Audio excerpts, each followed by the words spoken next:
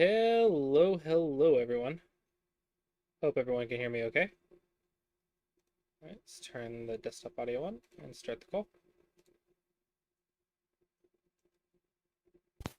Hello.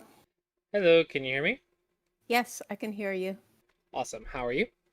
I'm doing well, and you? Had a rough weekend, but doing better. Well, glad to hear you're doing well now. Yeah, I got the second shot. That was not fun. Oh, so you had a reaction to the second shot? Yeah. Interesting, because I know a lot of people do, but I didn't at all. I didn't have a reaction to either, other than a sore arm. That was Yeah, it. definitely had the sore arm, but my wife and I, oh my gosh, we were like Yeah. bedridden. It was awful. Well, I'm glad it's over now, and Yeah, you're protected, so that's good. hopefully. Yeah. Hopefully. Yeah, So, it depends on the side of the internet that you listen to, right? right, right. So let's take a look at the blog. Oh, the blog. All right. Um, What's interesting is I'm watching you on the stream, and I know there's a slight delay, but at least I can see what you're seeing. Um, so let's see. Actually, I can see what you're seeing anyway, I guess. So um, there was 47 hours of Go mhm. this week, uh, 15 and a half of which were essential Go activities. And my games are being played fairly quickly, so Mhm. there wasn't all that much live play. I need to slow down. I'm still doing my Go problems and spending a lot of time with game review with friends, not just myself. Mhm. And I think that's beneficial. Um, So, yeah. You definitely put in you put in so much time into Go. Um, I think we need to increase the live play. yeah, I know. And I'm working on that this week. So let's go to the spreadsheet. Mhm. And you can see that for this week, we're 2 days in, and I've already got 4 games. So I've got Mhm. two each day for this week so far. So I'm going to work on that some more, and I'm going to try to get a lot more gameplay in. Is there a reason you can't play 4 games a day? 4 games a day. Yeah, There's two in the really morning, two in the evening. Yeah, you know what? There really is no reason I can't play 4 games a day other than the fact that I'm just a little bit afraid. So I am going to have to get over that, and I'm just going to have to do it. Yeah. And I'm going to have to face the fact that there will be embarrassments, and, you know, that's If just there's the way not it is. embarrassments, then you're not improving. Well, yeah. If there's not bad play, you're not improving. Oh, okay, There's not fine. losses, you're not improving, right? Okay, so then I should the Yeah. embrace the embarrassments, Because I'm trying to embrace the think, loss. what is it that you do different compared to other people that I've seen improve really I don't rapidly? know. What is it that I do differently? Live play. Like, so, for example, I've seen people that jump from like 4 Dan to 8 Dan in a year. And that's pretty hard. And I'm Yeah. thinking, what did they do? Well, they did Go problems every day, and they played Go for 8 hours a day, and they reviewed some of them, and then they just kept playing. They played like 10 games a day, at least, like 6 days a week for an entire year. In addition to doing some Go problems, like 100 Go problems a day, and they would review their games. So there's pros and cons to that. Now, the pro is they gain a lot of experience, and since they're 4 Dan, they don't really need a lot of book knowledge, right? They already have most of the book knowledge. It's just a matter of practice at that point. So they kind of have an edge in that regard. Uh, but let's do half that because you need to gain a lot of book knowledge from lectures and stuff like that. There's a lot of stuff you don't know, but I think your experience is likely the thing that is the biggest difference between all these other rapid improvement guys. Now, when I say rapid improvement, I'm thinking of some people, but those people improved much faster than the average player. Okay, so keep that in mind. Yes, some people can improve faster than others. Yes, some people improve really fast, but not everyone does. Uh, Right. so you could still be improving above average and still be slower than them. However, Right. I'm trying to like identify what is it that maybe is weak in your studies, and I think it's probably game experience because Oh yeah, I I think you're right. think ideally you'd want to play like 20 to 30 games a week, and I think you're playing like 20 to 30 games a month. Right. Maybe a little bit more than that. Let's see, 14, about 25 games a month. And you'd want to be able to do that in a week. So when it comes to learning material, that's you're doing good. When it comes to Go problems, I think you're doing good on that as well. Yeah, 5 hours of Go problems a week is definitely good. But when it comes to experience, arguably, experience and Go problems are the two most important factors. So if your life play is only 3 hours or 8 games, technically, if we want to improve faster, that's the thing that we should improve on. Okay. I will work on that. Yeah. So 2 game like 4 games a day sounds scary, but it's just 2 games in the morning, 2 games in the evening.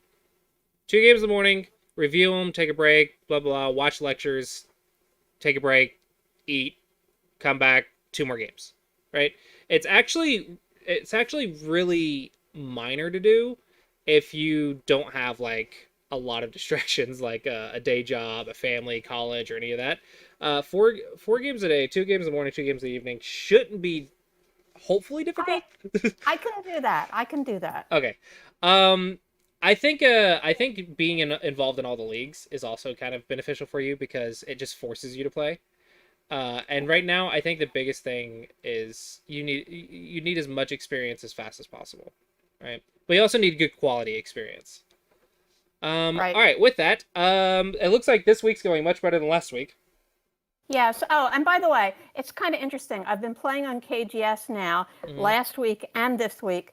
Last week, I used my Fearless account, Uh-huh. and Fearless has settled in at 7Q. Mm-hmm. Perhaps I might get it up to 6. But I decided to resurrect Goddess Mm-hmm. this week. And it had been so long since I had played rated with Goddess that I was able to just pick a rank, and I picked 5Q. And I lost that first game, but then I went on to win 2 more. Now, I did play a game on Tygem Mm-hmm. because I couldn't get a game on KGS. I waited for like 5 minutes, couldn't get a game. That's fine. Went went over to Tygem, and no one could play at my level. So I did actually play the bot, but the bot was 14Q and I was 18Q. So I felt good about beating it. Yeah, but 14Q should be Well, well below your level. you realize that there's very strong players that are 18Q Yeah, on those are Tygem. sandbaggers. Like Well, you are not at 18Q. You're no. not at 18Q Well, if only I could get some games over there, then I might actually be able to raise my rank. But every time I try to get a game, they tell me that there's nobody to play me. on Taijum. Yes. Yeah, there's nobody who Make wants to just make a play. just make an AQ account. You should be able to get a game within seconds. As an 8Q? Yeah, You mean I'm allowed to make a new account and choose a rating? on Taijum. Yeah. Oh, well, maybe I'll do that. If you're 14Q or 18Q, but you're 8Q everywhere else, then just make an 8Q account. Mm-hmm. Yeah. Um, especially if you can't get a game. Like if like the idea is like of course you want to rank yourself up if you can, but if like other factors are preventing you from ranking up, well that's other things that are preventing you from gaining experience. So playing an 18Q bot or a 14Q bot just doesn't.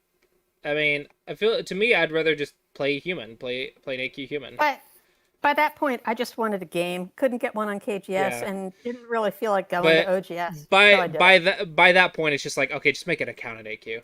Don't worry about playing the bots and ranking up. It's just make an account and just Right. do it. Um, so do you want to look at the 5Q on the whatever Well, we could do 30th? that, but let me first tell you Okay. that the last game from last week. Take a look at the note. Hover over the number 7 Number. Wait, from there we go. yeah. I see. Hover over the number 7 in the notes column. This is a game against the type of bully we were talking about. Oh, okay. Got angry and lost focus. Oh no. Yeah, whenever you get emotional, it never goes well.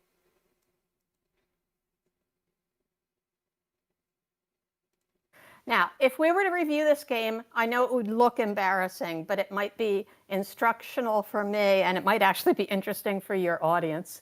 Okay. Review started. All right, so you are 7Q. Okay, let me see. I've got to go click on it. Let's see.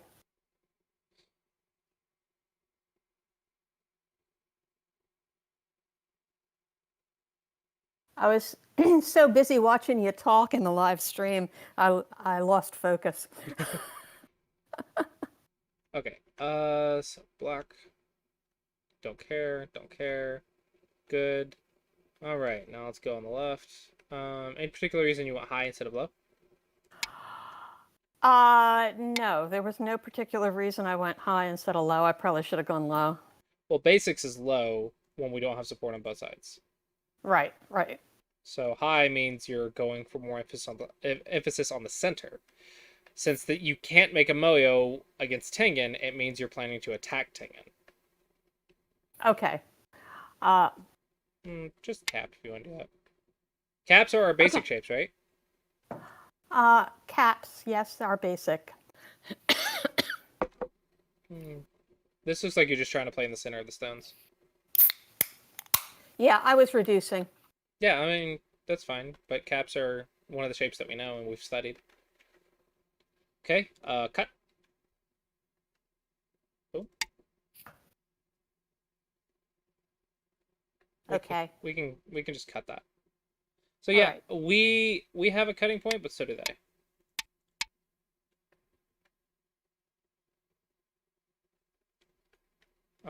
And if they do anything else, we just get fixed, and white can't connect.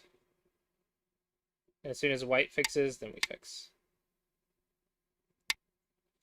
Yeah, maybe we cut them. Maybe we're worried about that, so maybe we can do that, and it's that and that. So it's just a fight, right? It's just a fight, but it's a fight that you're okay fighting. A dog's face seems perfect here. Well, it's just a matter of surviving through our opponent's weakness again. Now, at this point, I probably should have definitely helped the 2 stones rather than worrying about the Q16 stone, right? It's almost time to worry about it. But yes, your 2 stones are much weaker. So if you're looking at A versus B, A looks much weaker. But guess what? If you look at A, B, and C, then if you cut C, both A and B look much stronger. Right. So yeah, this is double-digit Q defense. It's good double-digit Q defense, but we're not surviving through our opponent's weakness, which is what we need at single-digit Q. You checking the cutting points? Okay, so I lose 2. No, you don't. No, I don't. Yeah. But I'm asking you, are you checking them? Subconsciously, as you suggested in the latest double-digit Q video. I didn't suggest that. I said I do that by accident. I'm supposed to... Yeah, I know that. I thought I'd make a reference to it because I watched it this morning. At least part of it, I'm not done. Apparently, I posted game 3 before game 2, so I have to go fix that. Yeah, it was game 3. Either way, that is a knight's move, and we've lost liberties. We need to check.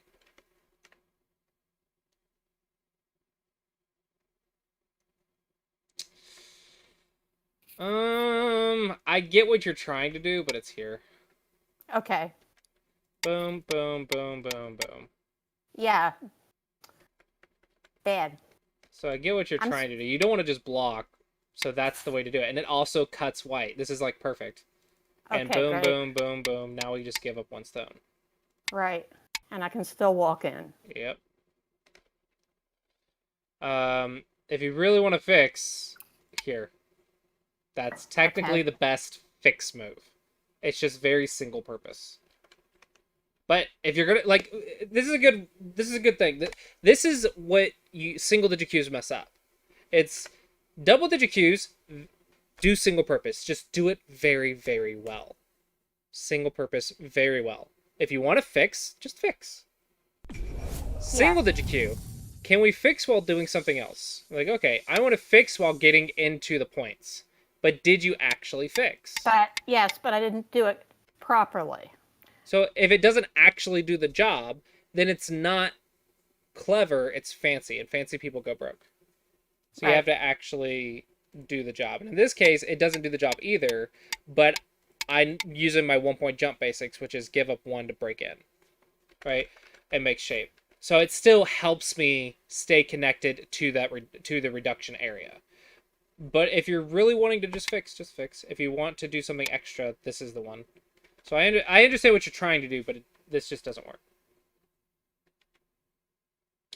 I guess this is no choice because you have to fix this move. Okay.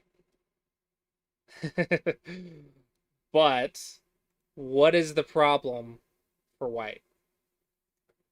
The problem for white? Oh, let's see. I guess if I push at K11, he's got 2 cutting points. Yes, but there's other problems too. Like, there's a lot of problems, honestly. Okay. So, Well, there's that. There's that. There's like that and that. Or that. Or that. Just anything to cut up there. White has a lot of problems. Now, what did I tell you? What did I mention about this type of style? Do you remember? well, I think you said that they had to overplay. Yeah. And when you overplay, what makes you it leave work versus what weaknesses. doesn't? Yes, exactly. How does it work and how does it how does it lose? Okay, so it works because he overplays and he intimidates me and I play submissive. That's how it works. Yeah. And how do you counter it? By attacking. Well, counterattacking. Counterattack. So Okay. it's an important distinction in the Colossi approach. Attack and counterattack is 2 different things. Attack means to apply maximum pressure. Counterattack means to play defense while applying pressure. So, out of these, probably A is the strongest counterattack, where you play Right. defense while applying pressure. But I suspect you're going to play something like B. That's submissive. Oh. Ooh, you did it. Good job. Slightly better shape, but this is my first instinct. Okay, good. That's why it's not quite the right shape. Okay. Unfortunately, your opponent's actually quite clever at utilizing this. Don't fix your opponent's Aji. Right. Now, does P9 hold potential? No, because at that point he just makes the base by sacrificing 1 stone. You actually have to go here, here, here, here, here. And then maybe he tries to do something over here, and you just cut. Or he just survives, and you block, and everything's still weak. And you have potential connection, you're solid. This is technically the best. Okay.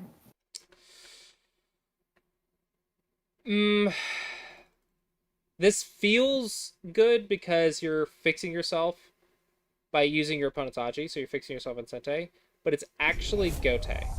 Yeah, and I'm fixing the right, which doesn't really need No, fixing the as right much as- is good locally. It's just when you Yeah. take your weak group into account, it's not.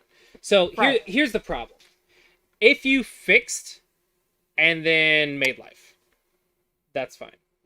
Okay. But you have a cutting point here. And why is this big? Is because your A stone was a cutting stone. And that's worth saving. Cutting stones are worth saving. So you actually have to respond here. But if you respond normally, then you didn't defend yourself in Sente. And it feels, and then white's probably gonna do something crazy again. So that's kind of passive, because yes, I want to defend myself in Sente, but if you compare A to B, A is obviously more valuable. Now, I think there is a sequence like this, which actually does work. It's just you have 2 stones instead of 1 stone, but it's still possible.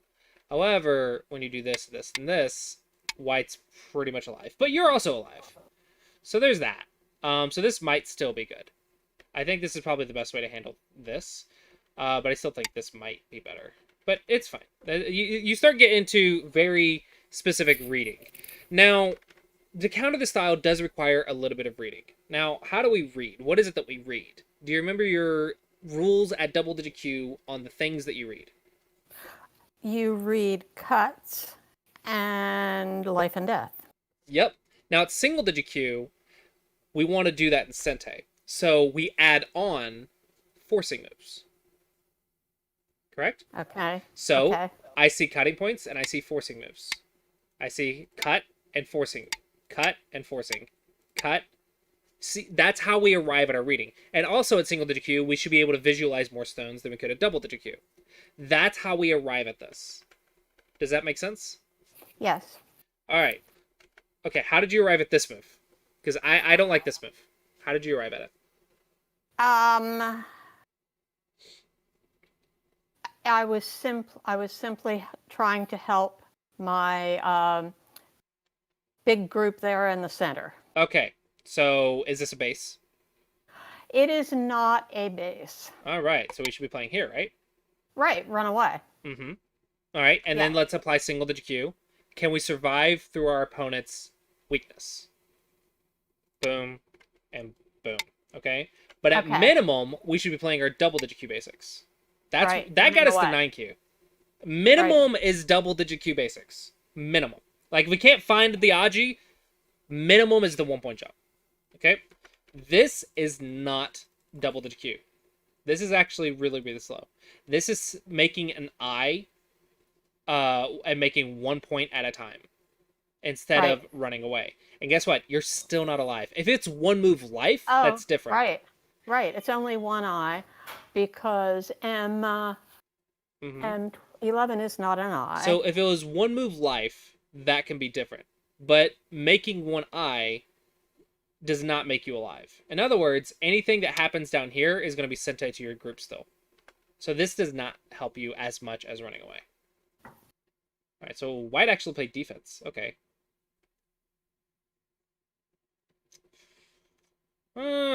It's okay, I guess. Yeah, except I still don't have 2 eyes for that group.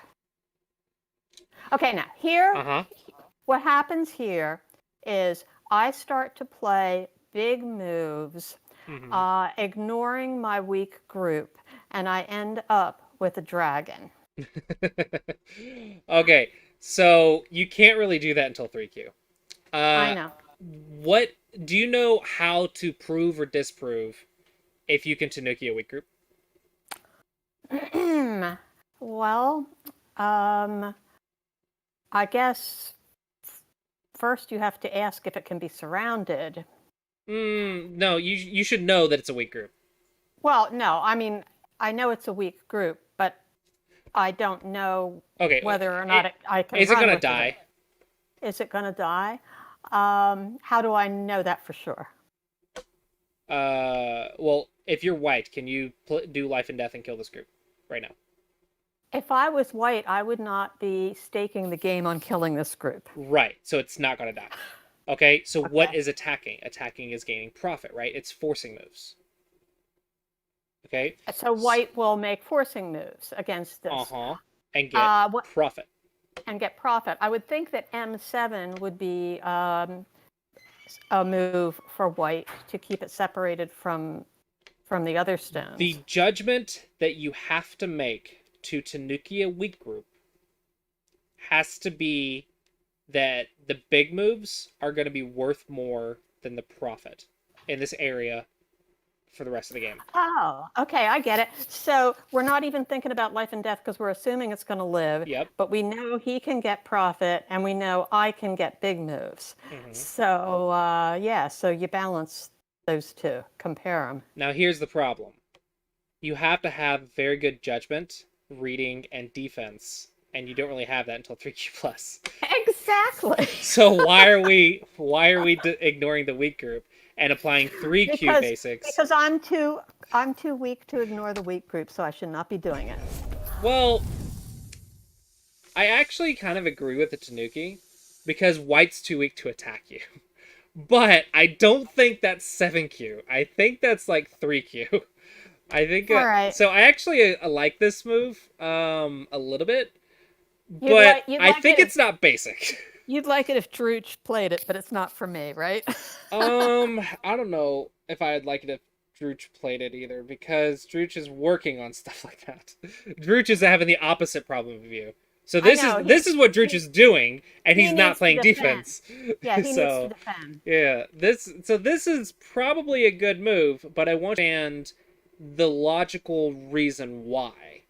Right, and that it's probably a little beyond my means at this point. Arguably, yeah. I see a next move. Oh, 2 Tanukis, huh? But why? There's a simple solution right here. Oh, well, see, I did not see the simple solution. Boom, boom, boom, boom, boom. It's like, okay, to cut me, you're going to have to give me all these points. But okay, what about... There's this, but this is bad. Okay. And I still only have one eye. And this is that, which is complex, but probably a lot more interesting for you than white. I think this is actually very promising for black. But maybe it's too complex. I definitely think it's too complex. It's too complex. Okay, so basically we can say that this cut doesn't work at the moment for us. Okay. Right. For maybe this reading level. Okay, so let's treat it as Aji. Okay, so don't fix it. Okay. But Chui Tanuki, I don't know. Is this okay? So now, is if this I'm really not that big? Well, I'm What about like that? I'm Or- hallucinating about the safety of that group. I really just should be paying Okay, well, attention to it. even if the group's strong, like, where's the next big thing? Oh, well, let's see. The next big thing. No, just framework. Well, white has a lot of potential in the Uh-huh. upper left. So I would say So jumping reduce it. in with G. Yeah, that's the move I was going to suggest. That's the one. Uh-huh. And not Reduce only it. that, but it helps my group. Arguably, yeah. Probably not, but yeah. This doesn't really help you escape or get eyes, because there's no eyes for you, and there's no escape route left direction. But it's more stones on the group. I just don't understand, like, how you're arriving at this conclusion. Are you playing big moves? Are you playing defense? Is this the big move? Is this defense? We have to critically ask the questions. Well, I felt it was a big move, but Okay, this is and I'm continuing really wrong. to do that. Why do you jump? I'm reducing. Oh, you're reducing. Okay, but a shoulder hit would do that better. Yes, it would. Shoulder hit would do that better. You know what it looks like you're doing? It looks like you're building. Oh, actually, I may have been trying to do both at the same time. You can't build in this area. There's white stones right there. It's already pre-reduced. So what exactly are you building to? I think I'm probably reducing more than building. I think you're building nothing, so you have to be reducing. It's the only thing Yes. that you Right. can I'm be doing. reducing. So go one line further.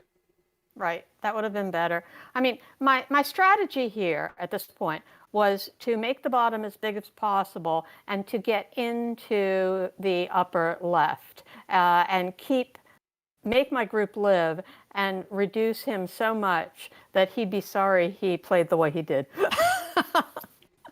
The way you make them sorry is you live through their bad shape and then their bad shape cries. But he's actually slowly fixing all of his problems. I know. And your group is actually getting weaker and weaker because the problem is I was fine with Tanuking A because B was weak, C was weak, and D was and there was Aj E. But look, things are slowly but surely getting fixed, getting fixed, getting fixed, getting fixed. And now A has no more Aji left to use to survive. Right, and I know I've got to make an I. And that is why I think it's 3Q, not 8Q. And he masterfully prevented this for quite a while. You say masterfully. I said masterfully. Yeah. I don't think you can apply masterfully to this style. Oh, maybe not. This is not as good as a table shape. Okay, that's much better. Yes. Because table shape leads to tiger's mounts. Now, he's going to poke out the eye. Yeah, sure. That's why But I said it was it's- masterful, because he keeps doing that. It's solid.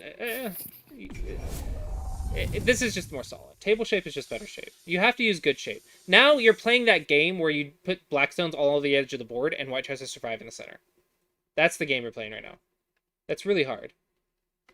So, are you worried about getting cut?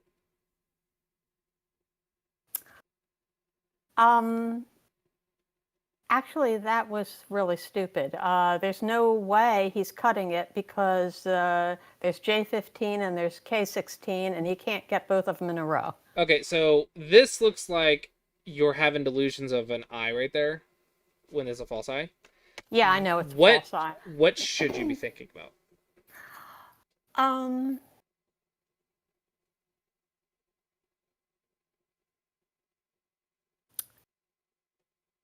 I guess get farther out into that area where there is actually potential to make an eye. Yes. So we're at step 3, which is eye space. Run.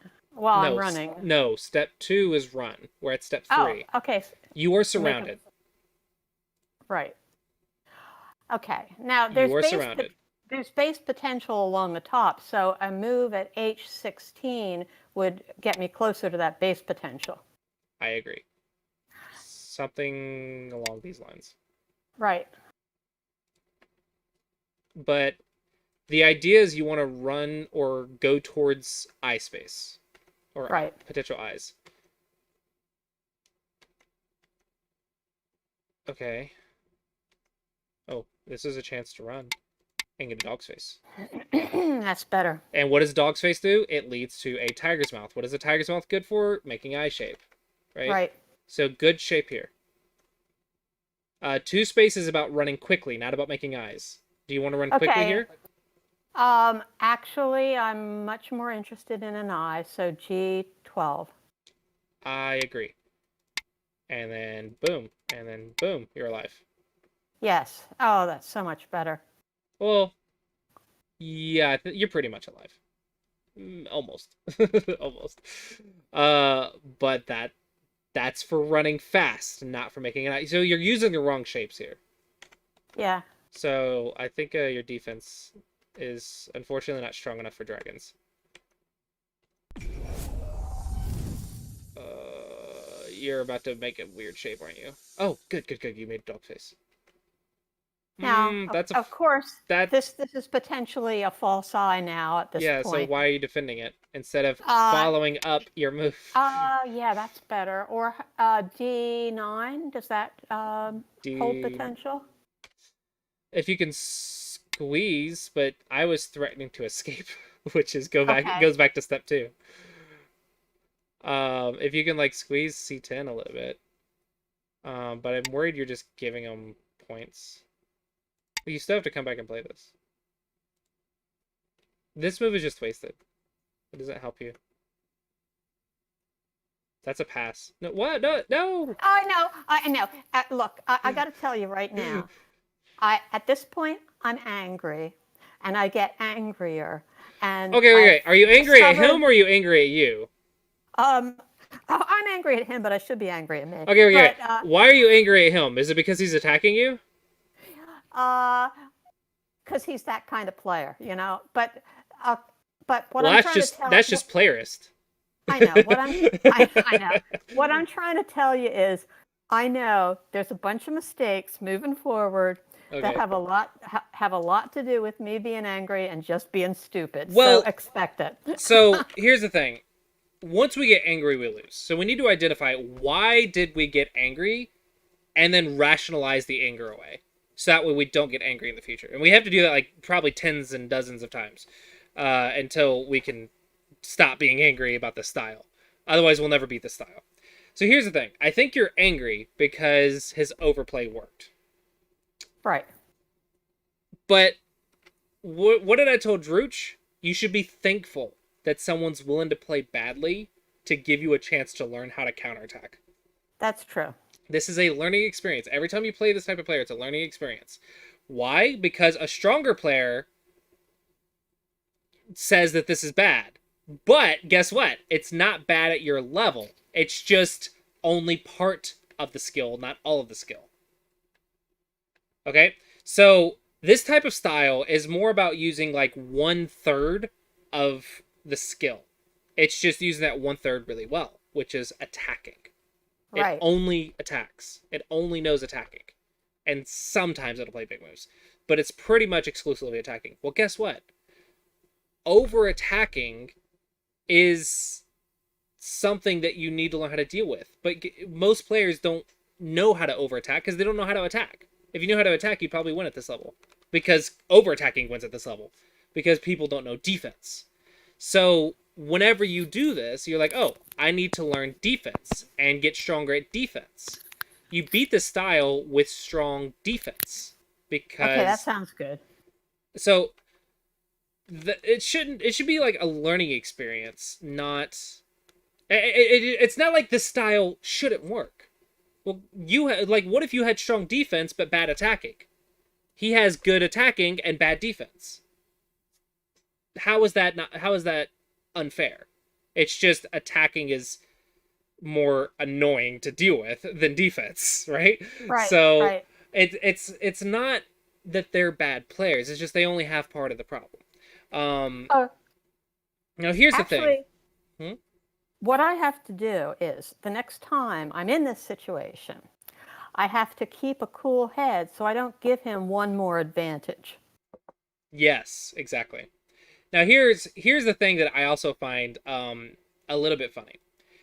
You are getting upset at him attacking you, and his attack is working with his bad style. But Right. you literally Tanuka'd it 3 times. This is all going according to your plan, and you're getting mad at him for it. I know. Your plan was to deal with an attack so you would be ahead on points. If he doesn't kill this at this point, he loses.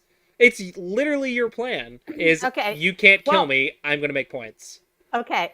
You would think that would be the case, wouldn't you? However, this does live in spite of Oh, this really? does live. Oh, yes, it does live. And then I actually waste a move making right there. Uh-huh. I waste a move and then I hallucinate about my other eye and I waste another move. But then he goes on to win the game with invasions and fights. And Okay. so if I had played well from this point forward, and if I hadn't wasted those 2 moves, maybe I would have actually won. Okay. So the first thing we can take from this is defense and Tanuking weak groups is too high level. Okay. And second thing we take is shape matters for dragons. Shape matters for dragons. Like, Okay. your shape has to improve for dragons. Okay. Now, you said there's lots of invasions. Guess what? That's another thing that we can learn. Let's see how we do. All right. So you escape. Okay. So you're gonna let him out? Uh, well, I was afraid that if I contained him, Are you afraid or are you reading? This is a life and death problem. yeah, I'm just not sure how to deal with it. And I'm not even really sure how to read it. Okay, that's a learning opportunity, right? That guess what? You have the Right. teacher right here. Let's talk about how I do we deal know. with this? Let's do All right, it. classy approach it. How do you classy approach a life and death problem? What step are you at? um, I well, I don't have a base if he lives in there. But You mean for killing? technically, you're Okay. playing life for life and death. So if I'm trying to kill him, I need to surround him. Okay, so first it's cut That's the off. first thing. The first thing you have to block the escape routes, right? So here Right. or here. Right. Okay. Next, what does he want to do? Wait. What did you say? So now we found the first move. We want to cut. So now, what does White want to do? White wants to make a base. No, base is efficient eye space. Oh. White can't run away either. So we're at step 3. Oh. Well, wait a second. Um. You pull up your mug. It's right here. Just a second. Let's see. White is playing defense. You're playing offense. So you're at. Okay, wait. Do I have weakness for White? It's number 3. Oh, wait. Make a base is 1. Run Uh-huh. away is 2nd. Make eye space. He's got to make eye space. Right. So he needs to expand his eye space. Yes. Yes. What's the move to do that? Well, R18 expands eye space. Okay. There's a move. We can also do this though. But Yeah. okay, let's just proceed with this. What do you think you should do? I need to contain him, so it's Q18 is inevitable. Okay. And now, can White expand eye space anymore? He's got to work with what he's got because there's no way to get. So now more. we're at step 4, vital point. What do you think the vital points are? Well, the vital point is T18. No, there's 4 vital points. Oh, okay. So let's see. T18 is 1.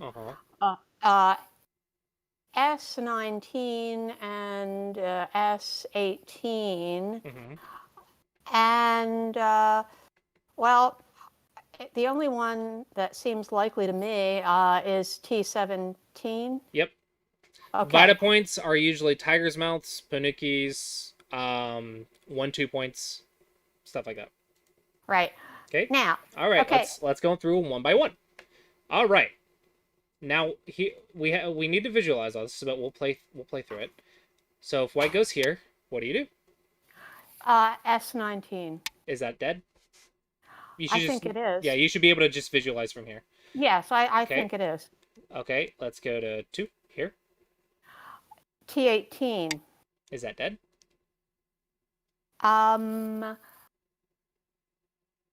I think it is. Okay, if you have to say I think, then you need to read. Okay, so Tiger's Mouth. So where's the vital points? Tiger's Mouth, right? Here and here? Right. Okay, so White plays here. Well, then it's obvious that it's S18. Okay, then and it's dead. And then that's obvious too. So it's dead. Yes. So if you aren't sure, keep going with the vital points, right? Okay, so we tried all of White's moves. White is dead. Okay. So here. Okay. Now, at this point, I think it has to, I'm pretty sure it's got to be T17 because black has to block. Yep. At which point I can R19. Oh, you block that way. Okay. Okay, now I just extend to T18.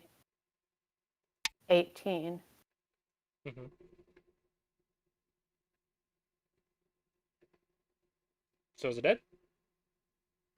Oh, it's dead. Okay. One little trick that you have to be wary of, and this is where you learn from Go problems, is something like this. Oh. Boom, boom, boom. But guess what? Just go here. Okay. Just go here. Right. Just don't make the mistake of going here. Right. Okay, but you have to look for Tsuju when you're reading too. Okay. Next up was this one. Okay. S19. White blocks. Bulky 5. Right. Y goes here. You connect. Right. Okay. So we read all the options. So this shape is dead. Yes. Yes. All right. Now let's restart. White's here. Okay. We played here. Now our opponent played here, but we clearly saw that all of those are dead. So let's try countering it. What other? We have to find all of the options for white. So past this point, we narrowed it down to 4 options for white. We read them all. So at this point, we actually have to figure out all the options here too. So it's just a little bit more complex. So we have that one, which we read. So we've read that A is dead. Okay. What other options are there? For white. Let's see.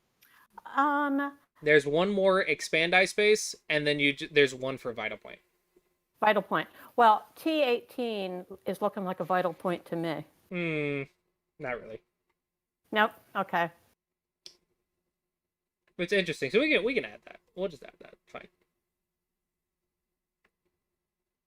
What other moves does white have? Well, S18. Okay.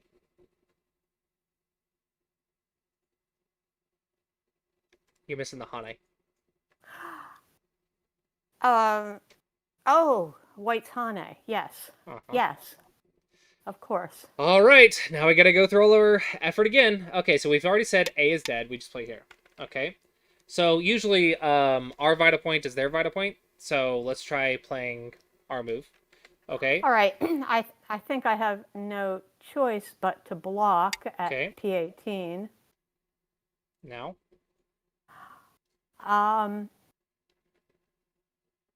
So for white, I guess white can make a ko by playing at S18. Okay, can we make it not a ko? Doesn't look like it, right? No. What if we go here?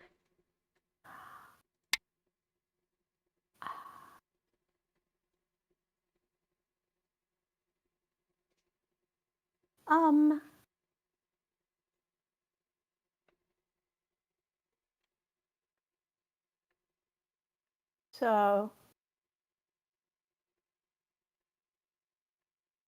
T17.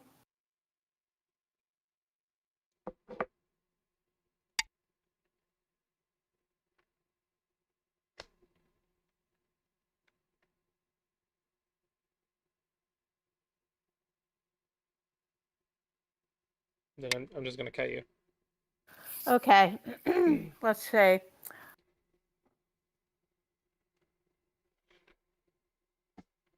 Oh, well, that's looking alive, actually.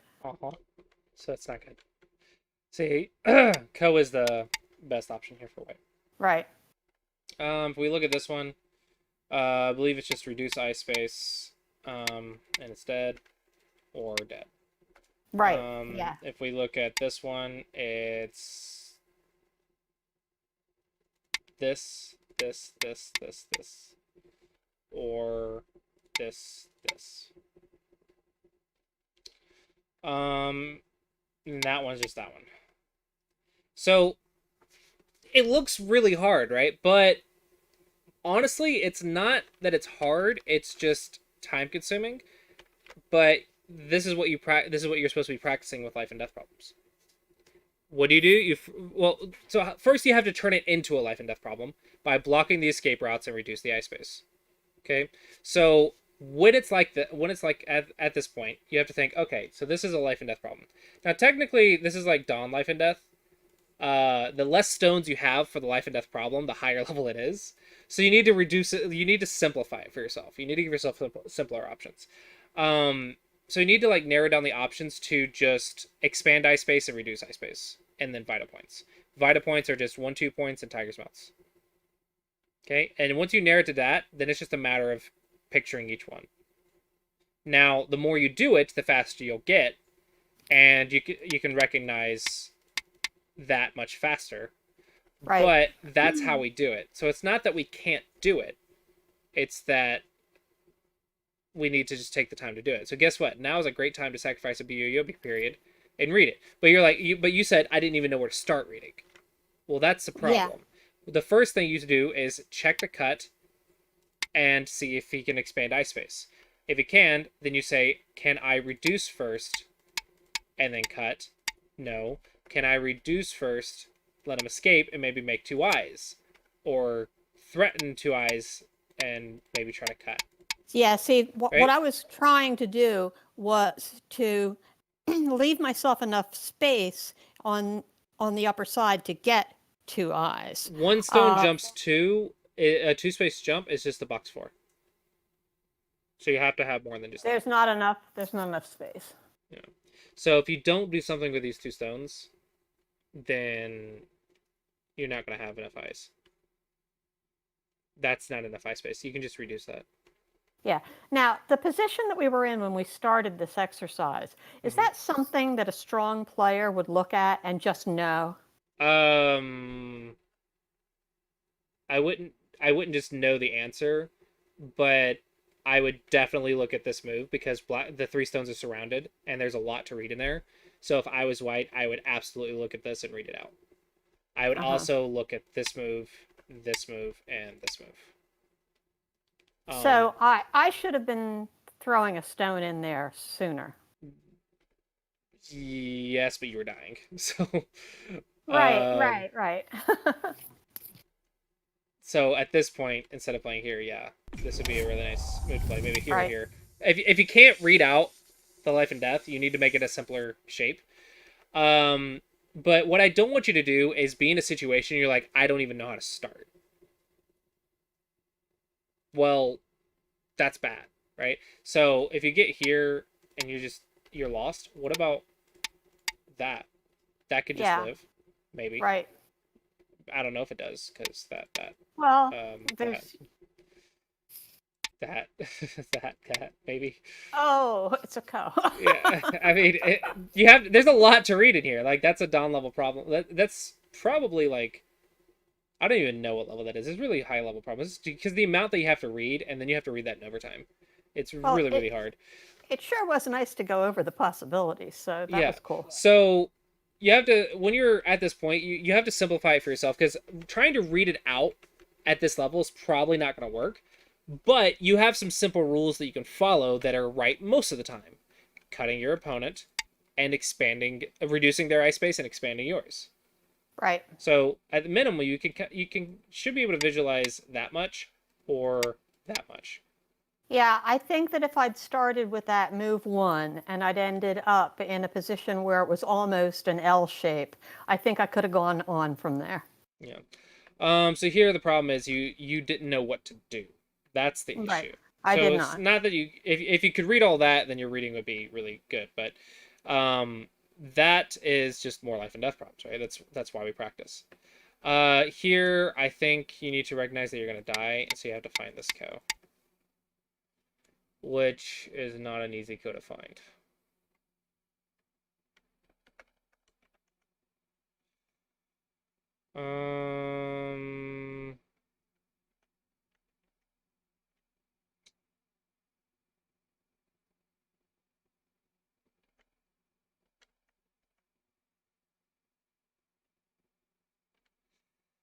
Can I make a double cow somehow? Can I go like boom, boom, boom, boom, boom, boom, boom. Is this 8Q reading? Well, I see 2 co. I mean, if 8Qs do co problems, then yeah. Yeah. If you do the co category. We do them, but we hate them. Yeah, I think I hated co's up until like Tudon. Then co's became like amazing little things. Yeah, it's a hard life and death problem. That just doesn't work. Yeah, it just doesn't. Last chance. All right, and that's why White's back in the game. Oh, hey, oh, I should have, damn it. more. Do some co-problem. Do the co-category. Yeah, I'll have to do that. Co-category homework. Okay, so now you're dead. You're dead. You need to stop playing on it. I think it should be readable at this level. At this point, I think you should be able to read it out.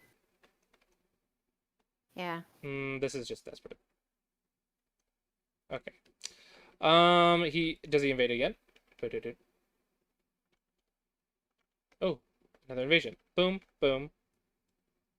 Oh, you're gonna kill him from the second line. Okay, okay. I can dig it. I can dig it. Watch your cutting points. I actually thought about that No! when I did it. You gotta. No. You can't let him escape. Can't let him escape. I know. You're doing good. You were doing good. I was trying. Yeah, I was thinking you were gonna go trying to here. apply it. I should have. Uh.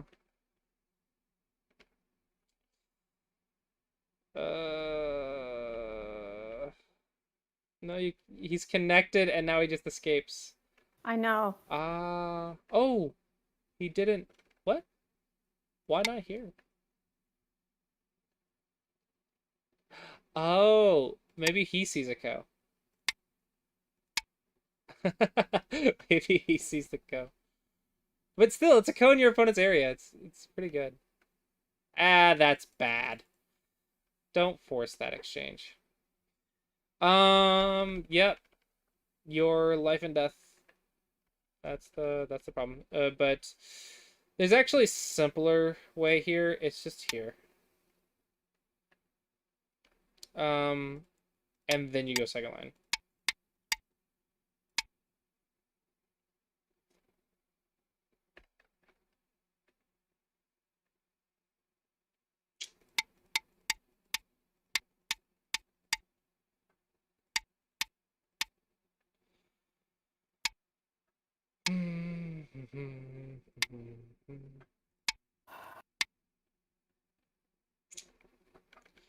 Yeah.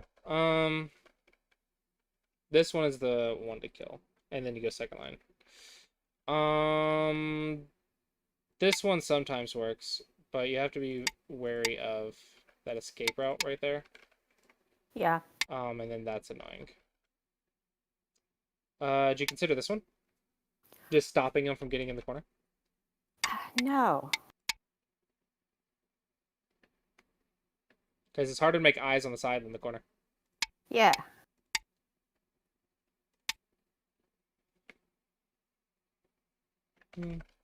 This is what your life and death is training you to deal with. So if you struggle with invasions, it's reduce the ice space and then it becomes life and death. So right. If you don't know what to do, you need to say how would I make ice space in here? Forcing moves, right, and expand your ice space. That's it, right? Yeah. So pretend you're white, read what he wants to do, and then stop it. Yeah. And then turn it into a life and death problem that you can solve. Make the ice space as small as possible, and it should become a life and death problem that you can solve. Right. But the only way this works is through forcing moves. And then try to make the ice space as big as possible. And then you can just reduce, which is just that, but without the push. You can reduce. You can just reduce it that way if you want. Just it becomes a life and death problem that becomes solvable once you take into account like what moves are possible, which is forcing moves, expand ice space. If you know those two things, then you can identify all the white moves, and then from there it's just a lot of reading. It's actually surprising. This guy's seems to be pretty strong, because he not only has attacking, but he also has invading. But right. He has no defense, so he's gonna get stuck. That's really funny. Yeah, maybe he's just not using it. Maybe he's actually got it. If he does, then he's definitely not using it this game. Either way, definitely a lot to learn from this game. So like want to tell you guys, like, don't get upset about this. This is great learning opportunities. Yeah. You know what I was thinking about doing? I was thinking about going and looking at his previous games and seeing what he does to other people. You know, just to see his style. I don't know if that's good for you. No, not that I want to learn it. Not that I want. I wouldn't Not, mimic that. no, not that I want to do it, but I want to see how others fight against it. Um, if you watch a game that he's lost. yeah, actually, what you could do is take a game that he lost by resignation, not by points, but by resignation. Yeah, and see how somebody fought against him. Replay it on a real board, and pretend you're his opponent. Try to think of what you would do, and then try to see what his opponent did. Or maybe you review it with the AI as well. Like, turn off the AI. Think, what would I do? See what his opponent did. See what the AI suggests. And then turn off the AI again. And then go for the next thing. And then for the next thing. It could be a good way to just start thinking about how would you deal with the over-aggressiveness. How would you deal with the over-aggressiveness? And then it also develops your judgment on seeing what's too aggressive. Like, where is his weaknesses versus where are they not? So it could be a good exercise. But again, I think your biggest problem is you're not playing enough. So I don't want to give you more work when you're instead of playing more games. Exactly. No more other things that are not necessarily. Yeah, you're already doing like 47 hours of other things. So we need to get some 40 hours of maybe 42 hours of other things because I am playing some. We need to get more games, unfortunately. I think that's probably the biggest thing that's holding you back is lack of experience. Okay, I will do it. I will make myself do it. Okay, so you are currently, let's say 5K question mark on KGS with actually account. The Goddess account is 4K question mark. I don't know if you're 4K yet. No, I don't think I am either. So yes. Okay. So we're assuming I might actually be able to hold 5K if I played enough. No, not. I think I would be happy to see you be a 7Q or 6Q. I'll work on that. Because you've been 8Q for a while. I want to see you get to 7Q. Well, actually, Fearless is 7Q. It says. What's that? It says Fearless is 7Q in this game. So are you 7Q, KGS? Oh, yeah. Well, Fearless is 7Q. But Goddess, 7Q? Yeah, pretty solid 7Q. Okay, then I want to see 6Q. All right. Oh, so you're going to make it harder. All right. Yeah. I want to see you one rank above what you've been. So would you like me to concentrate on Fearless rather than playing with Goddess? Fearless is likely overloaded. You need to just play with Goddess and see where you end up, but fingers crossed and hoping for 6Q. Okay, if you end up 5Q or 4Q, I'm not going to say bad on you, no. Like, I'll be happy with 5Q or 4Q, but be satisfied with 6Q. And if you're 7Q, okay, that's fine. We'll just start from 7Q again.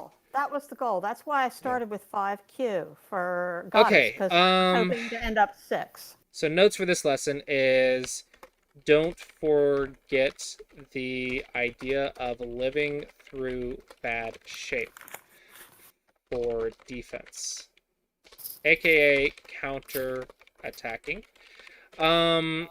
Dragons need basic shapes to live. Check Desan's shape lecture if you need shapes. Like, dragons need shapes to live. Like 1-point jumps, table shapes, dogs' faces. The things that make tigers' mouths. That's the shapes you need. The things that end up leading to tigers' mouths and pinocchis and eyes.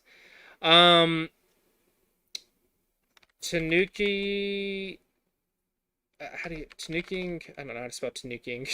Tanuking a weak group for a big move needs judgment that the big move or moves are bigger than the profit from the future attack.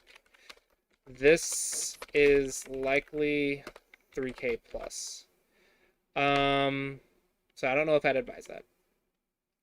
For invasions, you need to give yourself options. The biggest concern is not knowing what your opponent will do. To counter this, think how to survive using the Klossy approach. Forcing moves and expand ice space. Use basics with invasions to reduce it down to a life and death problem, and then solve it with reduce/vital point. Don't forget to try to counter yourself and your reading. Okay, that's all of my notes. Let me send these to you in Discord. Okay, thank you.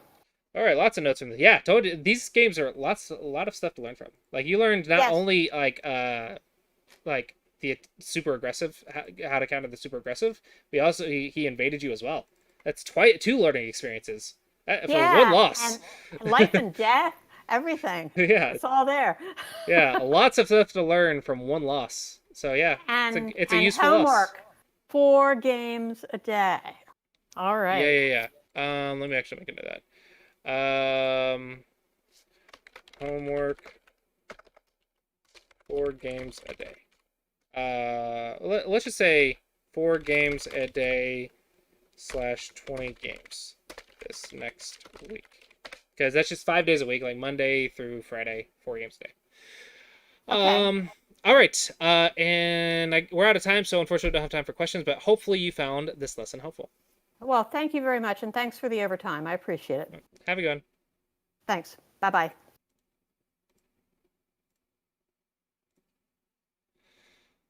All right. How is everyone today? Let me get some water. Gotta refill my water. My Klossy approach mug.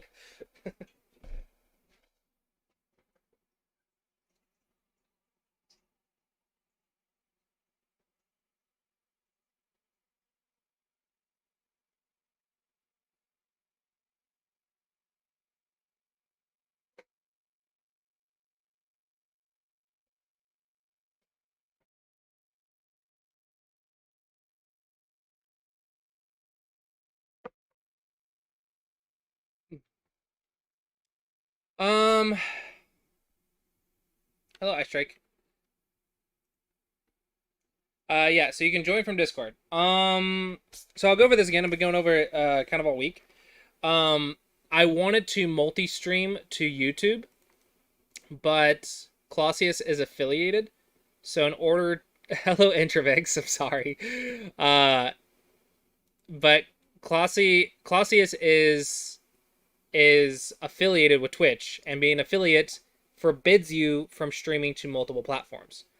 And my target audience, which is double-digit Qs and some single-digit Qs, is more on YouTube than on Twitch.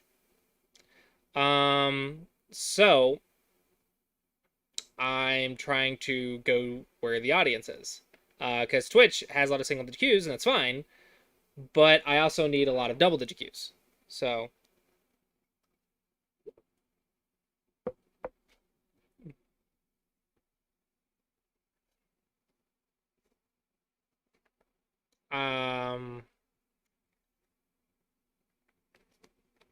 what do you mean? You mean Classy Sensei getting affiliated? I just don't accept it. I just don't apply for it. Like, when I get pre-approved for affiliate or whatever, I just don't apply. And then I don't have to worry about it. Because I have to actually agree to the terms of service to get the affiliate button of subscribe. Now, you guys mentioned that you didn't like the website. I have been seeking feedback on the Clausius.live. Not quite. So they can't just say, "Hey, you're not allowed to stream anywhere else." I have to agree to it, and I agreed to it on Clausius for the sub button. But students make me a lot more than Twitch does. I don't even make $150 a month from Twitch. Yeah, let's pause that. Yeah, MacDaddy, I'm well aware of that dilemma. So I also have to create new players eventually soon as well. It's an ongoing problem. When your entire business model is make them too strong for your business model.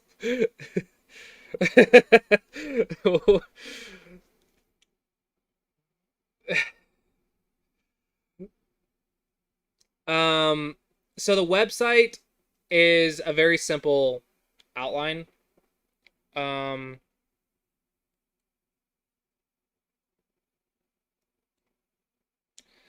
Let me turn on display capture. Okay, so this is the website, and you guys mentioned I want to hear your first impressions before I talk about it. What are your first impressions? Okay, I'm a streamer. You click on this. This is what you see. What was your first impressions? Why did you go to Twitch instead of this? It'll be very useful feedback.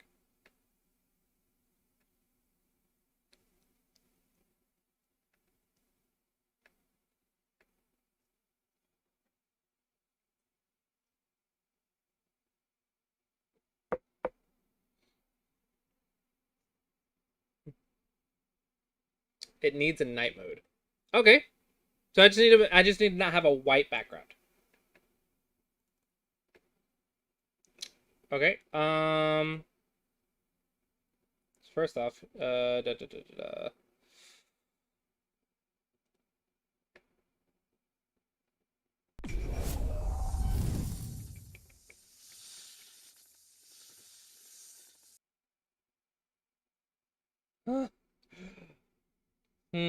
I think this is an embed. Let me see if I can make it night.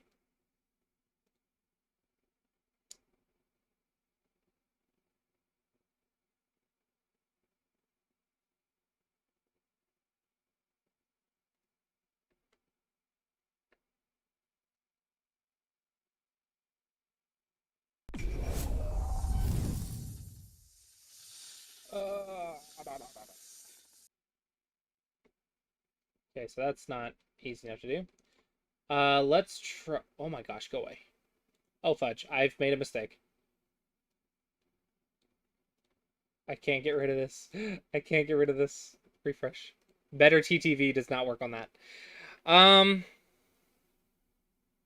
there's too much information, and it's not that easy to see from a more website design standpoint. Okay. So too much information on the front page. Okay, so first off, the night is just a matter of changing the background. And maybe, so I can do that right now. And let's just see how that looks. Because I do want this to be, this is like my first impression for new people. Hello, Rumford. This is my first impression. So it's actually quite important that the first impression looks good.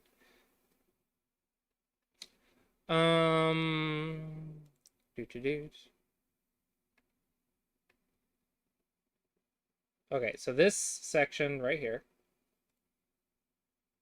background color, black. Right, save and publish. Refresh the page. All right, so likely the top section also needs it. So let's see if I can do that. Where'd it go? Up here. So yeah, that by itself is not enough. So design, site design, background color, black, pop up background color, black. I don't know what immersive mode means.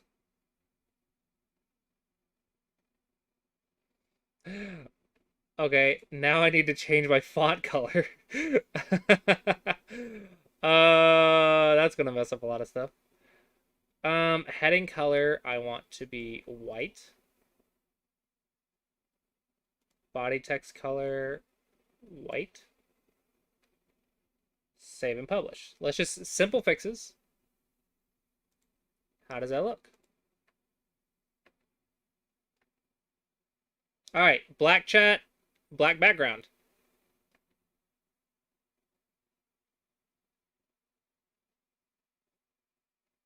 No, I'm not getting anything that fancy. Just something very simplistic is all it is. If I want something that fancy, it's going to cost me more money, and I don't want to. I don't pay it. Okay, so this unfortunately doesn't look good. So I'll have to edit these as well. But it's a start. Okay, so this already looks better. Okay, so let's one problem at a time. All right, so this one, leaderboard. Uh,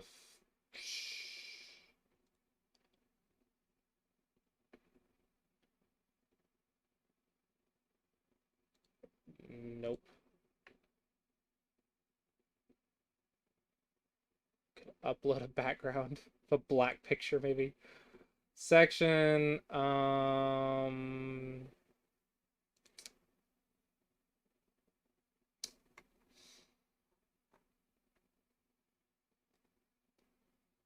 Okay. Body text color. Let's make it black. But that one is not good. Navigation.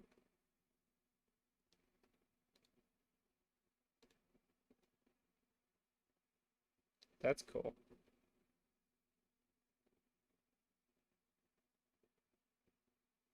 I can make it red.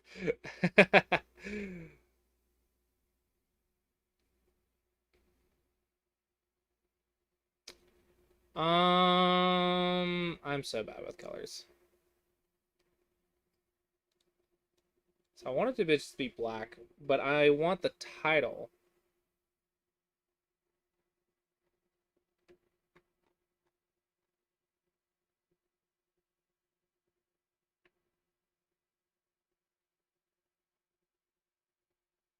Okay, maybe I can just make the navigation itself gray.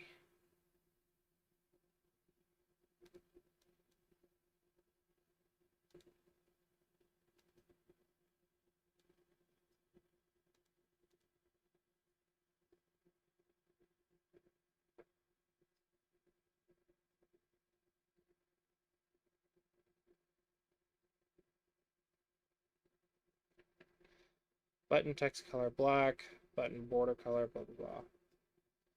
Okay.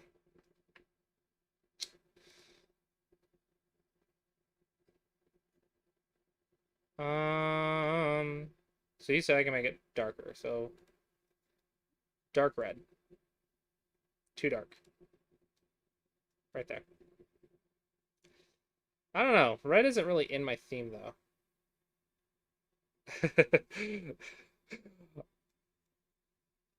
I just want it to be black. Just want it to be black. I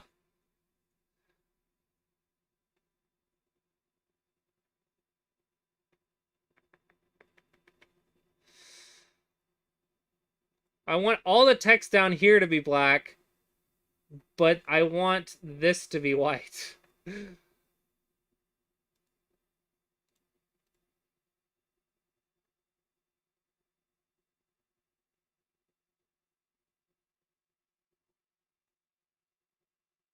Unfortunate.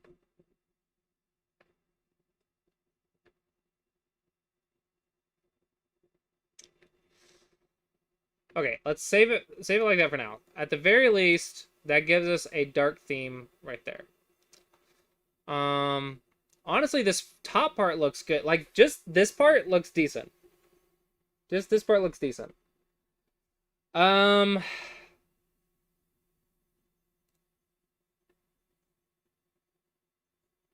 I really don't know if I like the gray right here.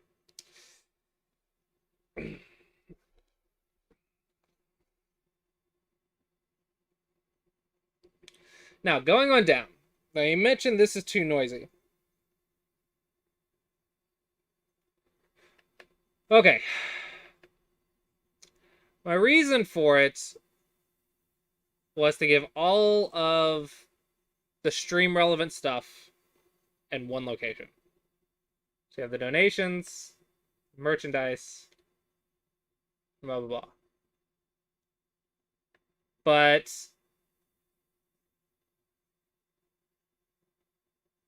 if I wanted to get rid of stuff, I could stop it with just these three below the stream. And then on another page, I could have all the CloudBot stuff. And a different page, I could have all the social media.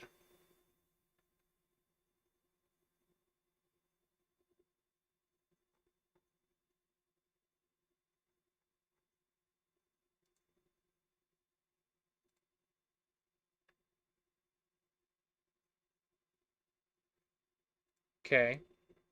So first, let's just... I hate this gray. Just make the whole thing.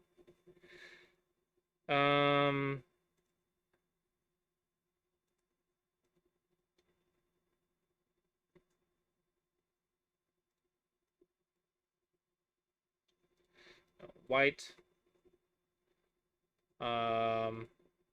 White.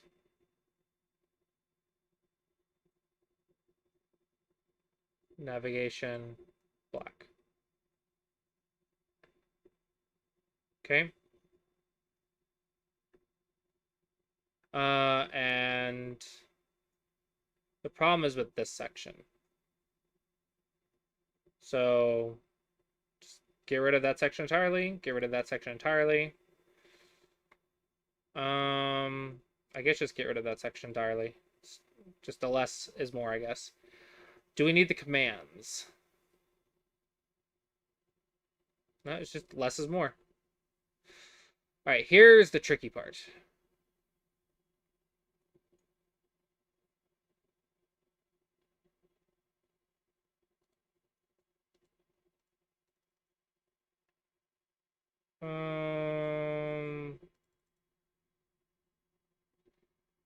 Apparently I can add custom font in CSS. So I can add CSS to this. I don't want to do that. It's a lot of work right now.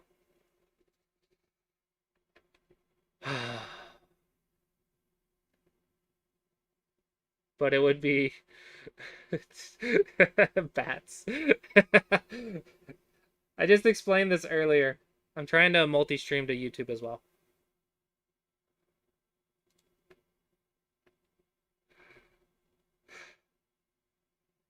Oh. See, if I make it black, it works.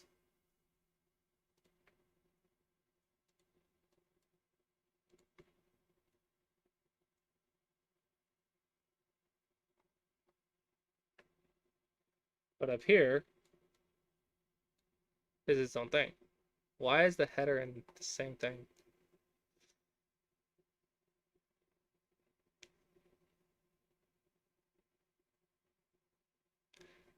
Navigation. I want navigation to be its own different CSS. YouTube has gotten me another student, so I've already made what I was making on more than what I was making on Twitch just from this week. So I've already made what I lost on Twitch. And I still haven't lost everything on Twitch.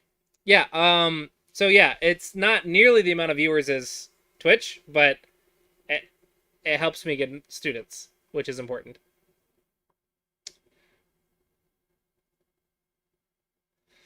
It looks like I might have to do my own CSS at some point.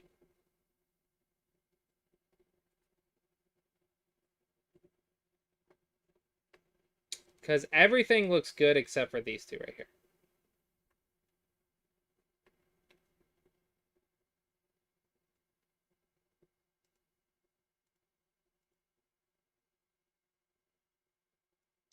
Not sure yet.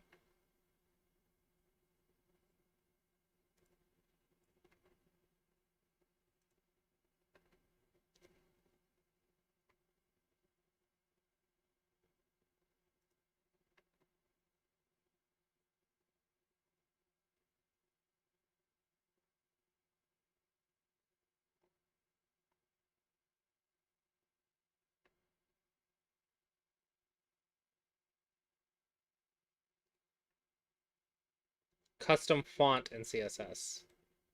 Okay, so that's just for font.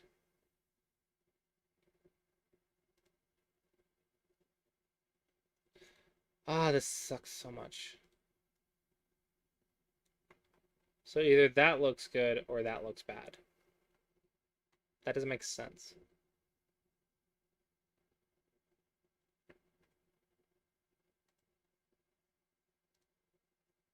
Oh, I can make button effects. See, it grows. Haha. I can make it pulse. There we go. I can do that. Navigation background color. Just gonna have to. Ah, man. That really sucks. How can I make... no, I need those to be white.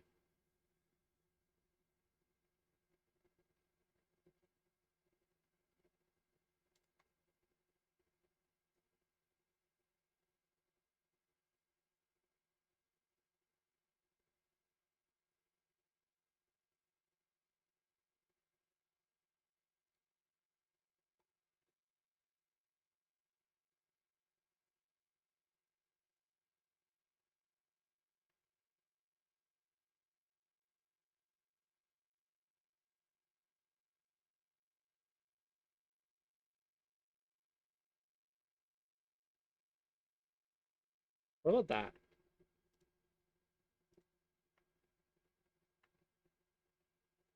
Hey, chat's black. That's not. I don't know. Oh, I'm so bad at making stuff look good. Like, I'm really bad at making stuff look good.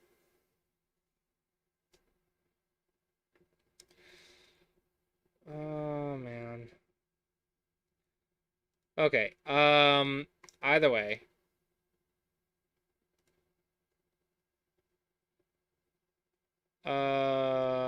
Design.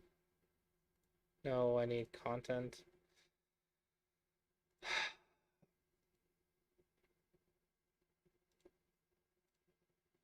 So I have to add a page for social media and then add a page for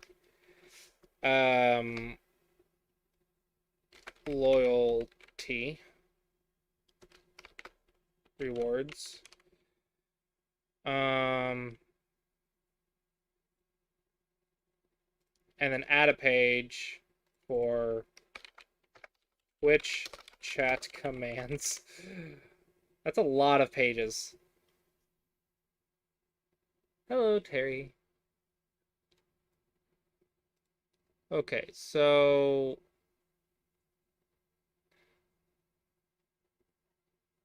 because Restream turned its stupid stuff to premium.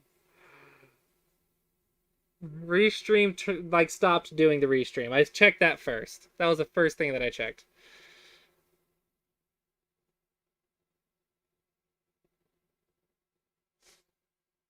It has icons at the top of the page right here.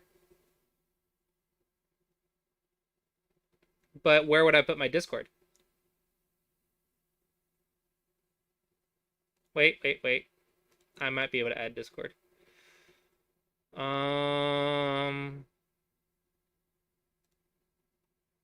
That might be my fault.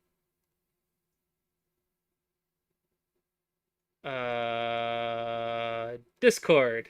Yep, it's my fault. I'm just okay. Look, I am not great at this stuff. Um,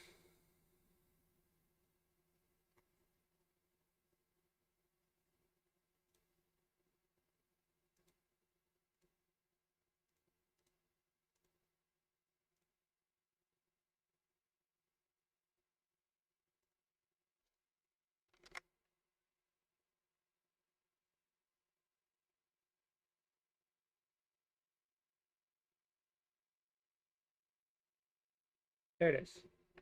Okay, I added it. It's there. That's my bad.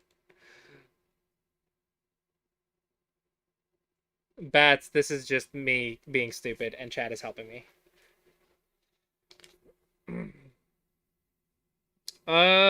It wasn't free when I looked at it, so I must have looked wrong. Because that's the first thing that I looked at trying to do. but too late now.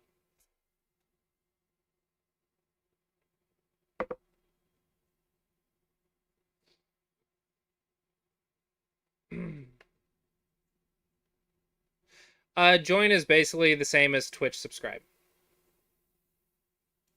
You don't have to worry about it. You already have the join is just if you want to join the supporter queues on Discord.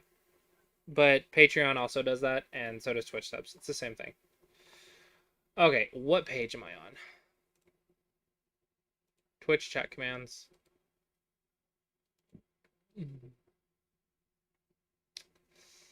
Cloudbot commands. Boom. Okay. Don't need social media. Loyalty rewards is 3. No. Trash that. I need 2.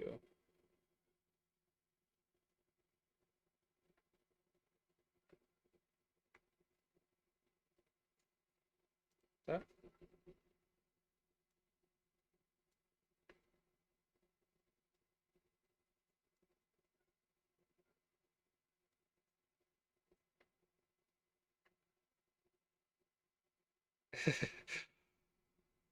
Settings. 700. There we go. Backgrounds too white.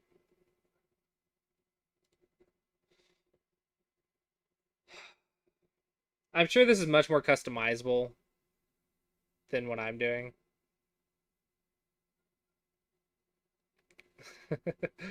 Bats could murder me though. Bats is like so many ranks stronger than me right now. Then again, he does have a habit of like brain farting at the most inopportune times when it matters. So it's I also have that going for me. Like he'll be in an important match or something and he'll be like, I've just won. And then he'll do something really silly and it just dies and loses the game. I've seen that happen so many times on his YouTube videos. The other account exists in case I need to go back to it. It's up for debate, but all the benefits from the other account will still apply. So like the loyalty points are transferable. The sub buttons the sub stuff, you still get the benefits in Discord chat. So all of the benefits I'm making sure that you guys still get. Da, da, da, da, da, da.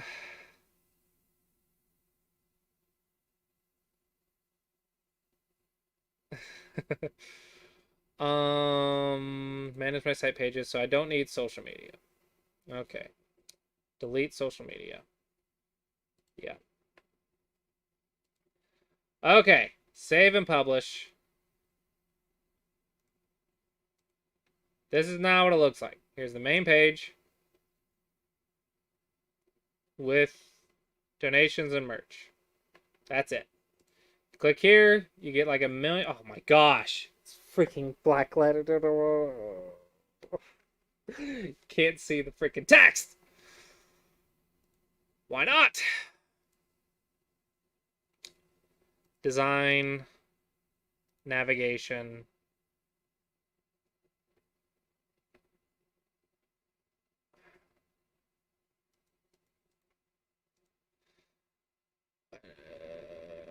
Site design, pop-up background color white.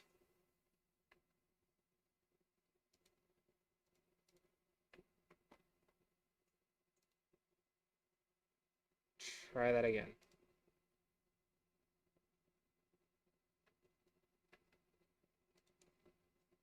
There we go. We have night-ish mode. Don't create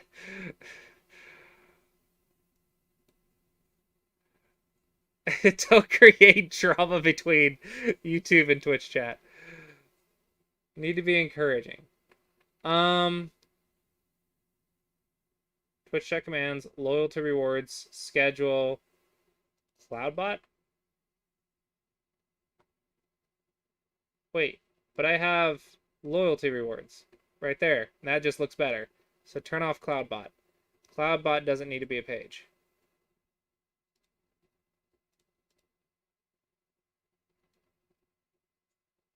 It's one of their... No, CloudBot page. No. Merchandise page is okay. Twitch tip page is okay. Let's just do that. Because I have merch already. It also shows up on tip, I believe, too. Boom. Yeah, so if you tip, no. Classiest.live/tip. No, it doesn't. But I have merch right there. The merch is just right there. Donate's right there. Okay. Okay. Is that fine? Did I make it better or did I make it worse?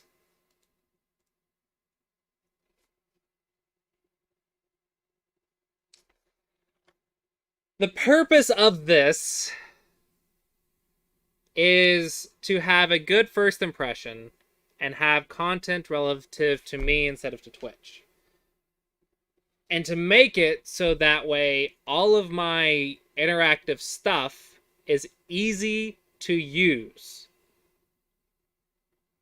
So you can just click right here, loyalty rewards, chat commands, schedule, Patreon, YouTube, Twitch. I guess I don't need those because they're up here. Then I have videos for my recommended videos. I'm done. I'm done editing, but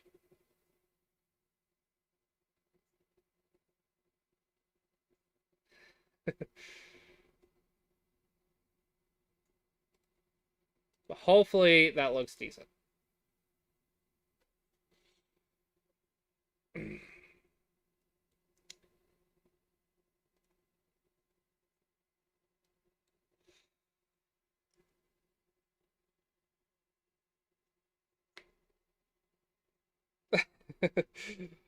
But yeah. Hopefully that is an okay landing spot.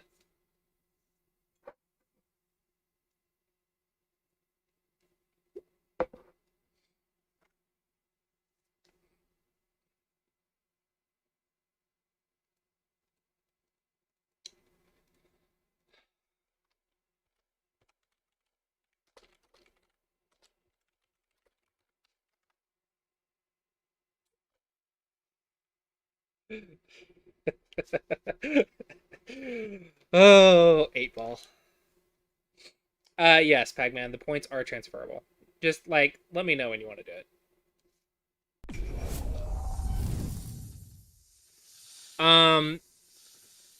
All the I probably should make some timers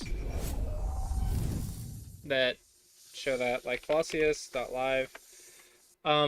All the points you can use at the loyalty rewards.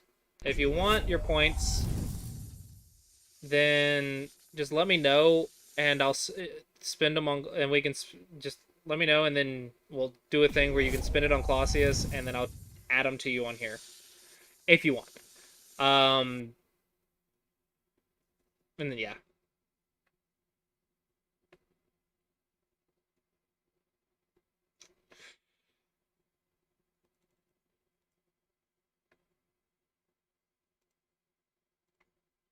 Oh, yeah.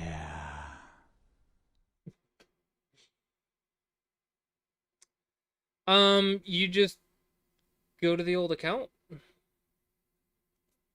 Twitch.tv/Colosseus. And you just go to chat, right? And just click on chat. And that's how many points you have right here. How did you see it before?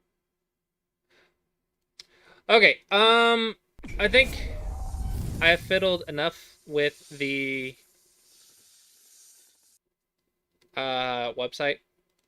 But I do appreciate the feedback, guys. And I'm going to try to keep slowly but surely improving on it. So yeah. We have supporter reviews. So let's go to supporters chat. Oh, stream chat. Okay. All right. Next, Ice Drake. You are up first. And anyone who is a sub can join through Discord chat. Like sub of the old channel. Like everything's transferable. So if you're a patron or Clausius sub, any of that, or YouTube join button even, all of that is on Discord as well.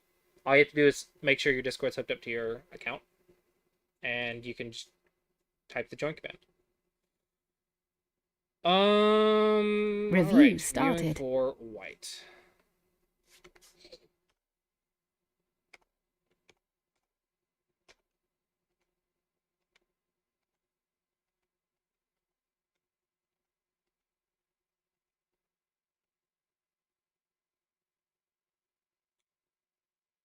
Okay.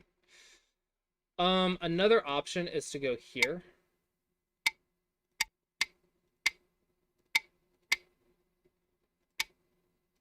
That way you're high instead of low. But I don't think it's that important at 5Q. Because technically this is kind of flat. But, oh well. Ooh. Not finishing Joseki's, huh? I don't advise this. I advise finishing Joseki's. I think it's pretty valuable.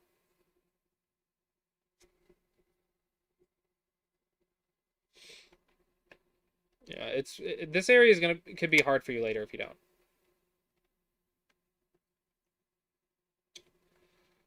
Largest framework, possible, but I think this one's more common. This is Chinese opening. But okay, shoulder hit's fine. It's basics.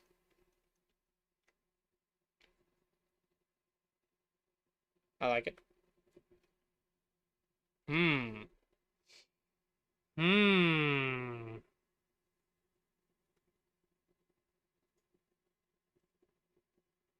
Interesting.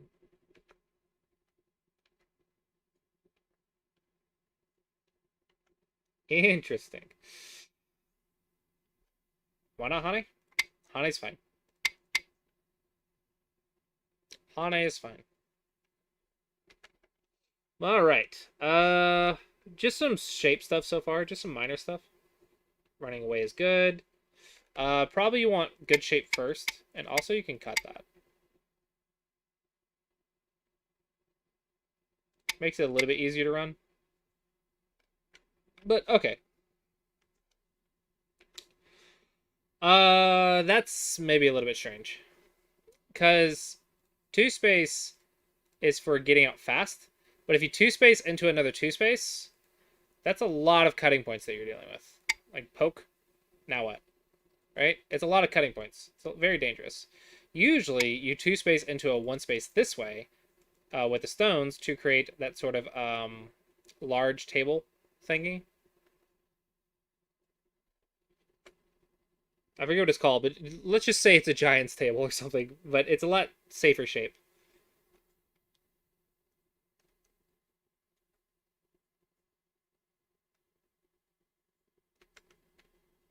I like that you're playing defense, though. All right, and now we're starting to counterattack. Ooh, nice catch. Not here. It's here if you want to cut. But you do die in the corner, so there is that. I think this is not cuttable.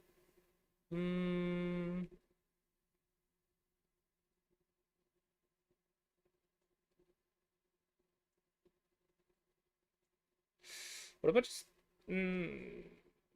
here?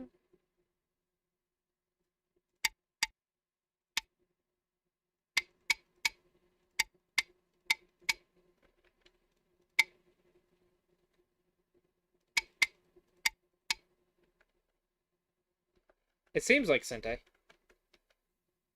So black fixes.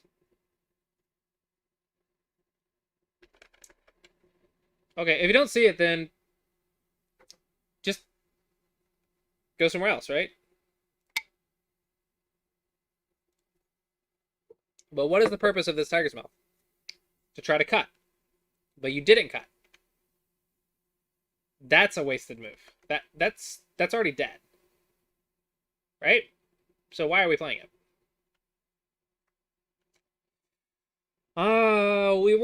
Yeah, it's kind of big.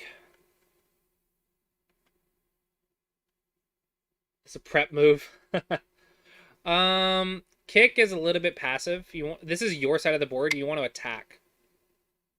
This is your side of the board. You want to attack. You're tunnel visioning. You're tunnel visioning on A. The left side was where you wanted to be. You ignored a weak group because this is a weak group. You never made your base, but he got a stone right here. This is why you finished Joseki's, because you have to come back to it now. It's all falling apart. You're ignoring weak groups. You're not attacking properly. You're playing in weird spots. Did Biyoyomi start? It got really strange all of a sudden. Like, I don't even know why we're playing in this area at all. I don't know what we're doing. Reduce? If you're trying to play in the big framework, I guess? I don't know. Because you have that.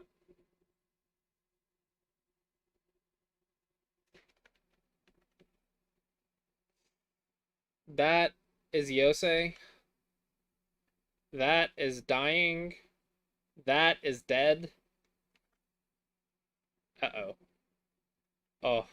Oh. Oh. It's so painful. It's so painful.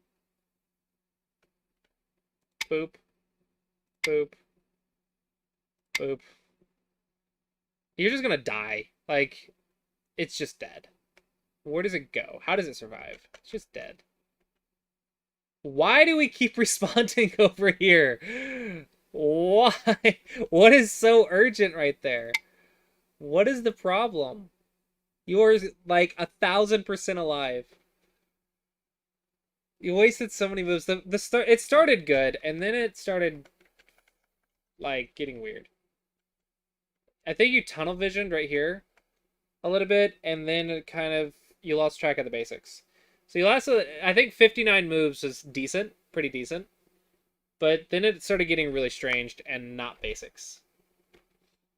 So maybe overtime started, maybe you lost focus. So I would say figure out what goes on around move 60 and try to keep up the basics. Like, keep the same level. Like, yeah, maybe it's not down level yet, but if you keep up the same level of this for the rest of the game, probably you can be like 3Q, 2Q. Oh, different days of correspond. This is a correspondence. Okay, well, that's why. Correspondence, you can't be consistent. I highly disagree with correspondence for learning. Oh, it just finished today. Okay, I mean, it's fine for fun. But, like, up to this point, it looks good. And then after this point, it's like really random. You ignored weak groups. You responded to the bottom too much for some reason. This looks like, if it was a correspondence, this is probably an instant response. Okay, this is you responded. Like, even with correspondence, you need to take longer than 2 seconds to play a move. You need to, like, correspondence, you should spend like a minute per game.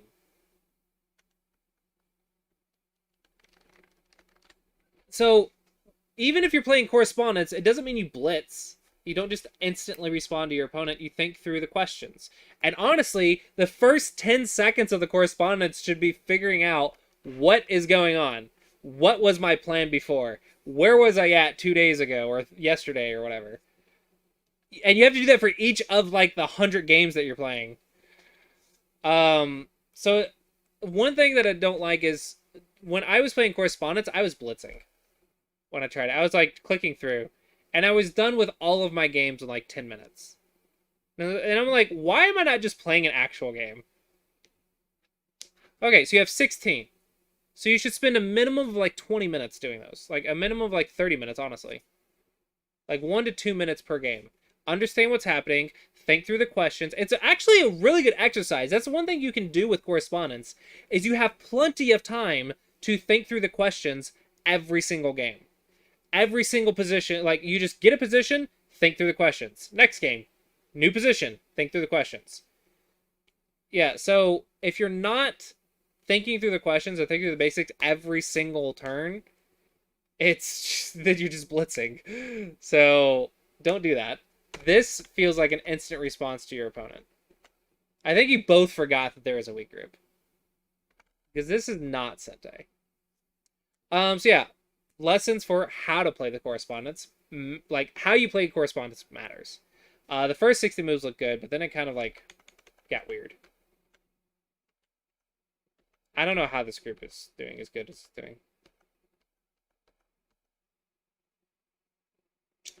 You have to be careful with your liberties right here.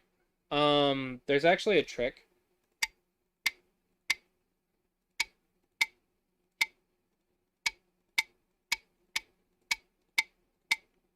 Oops. So if I was black, Atari first, and then push and cut, you have to fix. And what makes it worse is, I think this is Sente. For a bent 4. So I think you can do that in Sente. Here. Because if you don't, let's check the life and death. Maybe not. Maybe not. Maybe I'm just wrong. Am I wrong? I'm not wrong. Why do I doubt myself?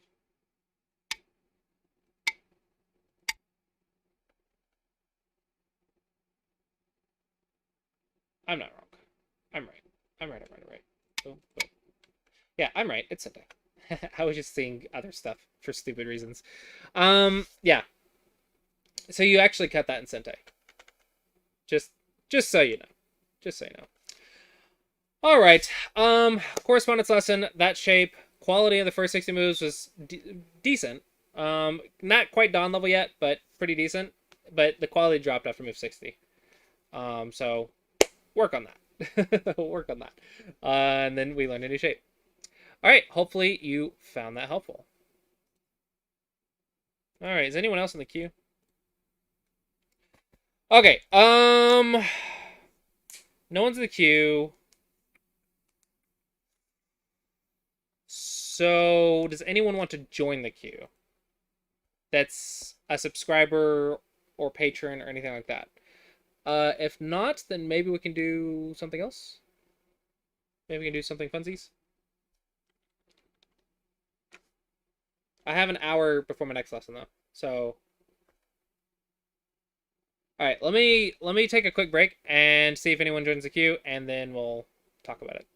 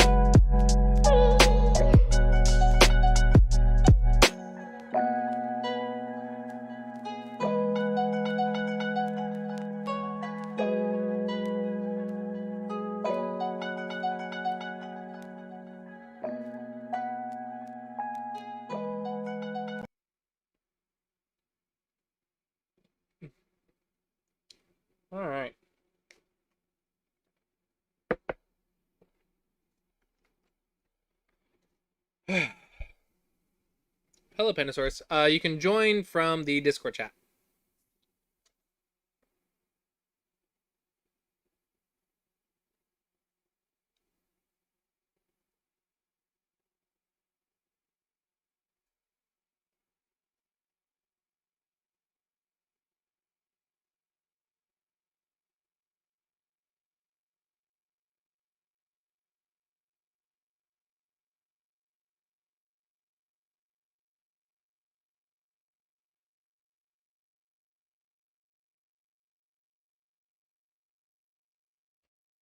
Um. Okay, so supporter reviews.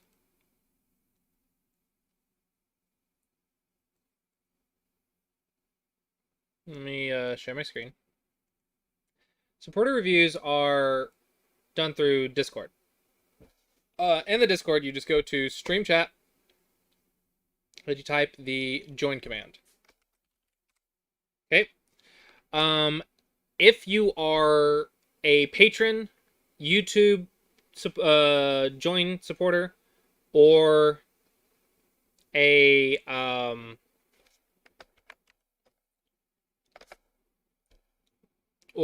Twitch sub on the other channel, you can join from here. It's $5 a month on any of those platforms. You can also save up Classy points by watching the stream and join for a month for free, just using the Classy points from stream. Also, I've opened up donations and whatnot. Every time we get donations, the donator gets points, and sometimes people will be able to buy rewards, which do supporter role giveaways. But basically, it's supporter role on Discord. Now, to receive the benefit, you just have to sync your Discord up to whatever platform you're supporting from. But the supporter reviews are for people who support what I do, because they provide my living, and I give them game reviews in exchange. But the game reviews are free to watch. You can also join for free by watching for enough time. And then the supporters get to join reviews on a twice a week through Discord.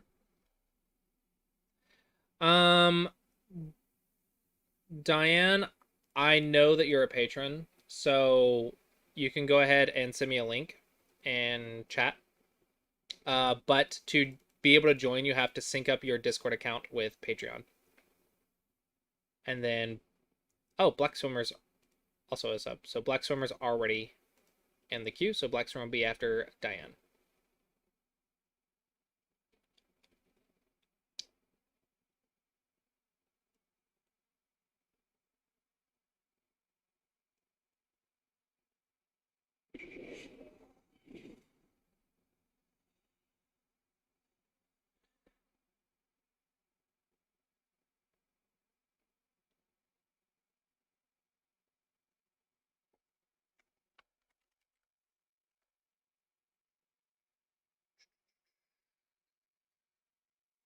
Alrighty. Boop-a-doop. All right.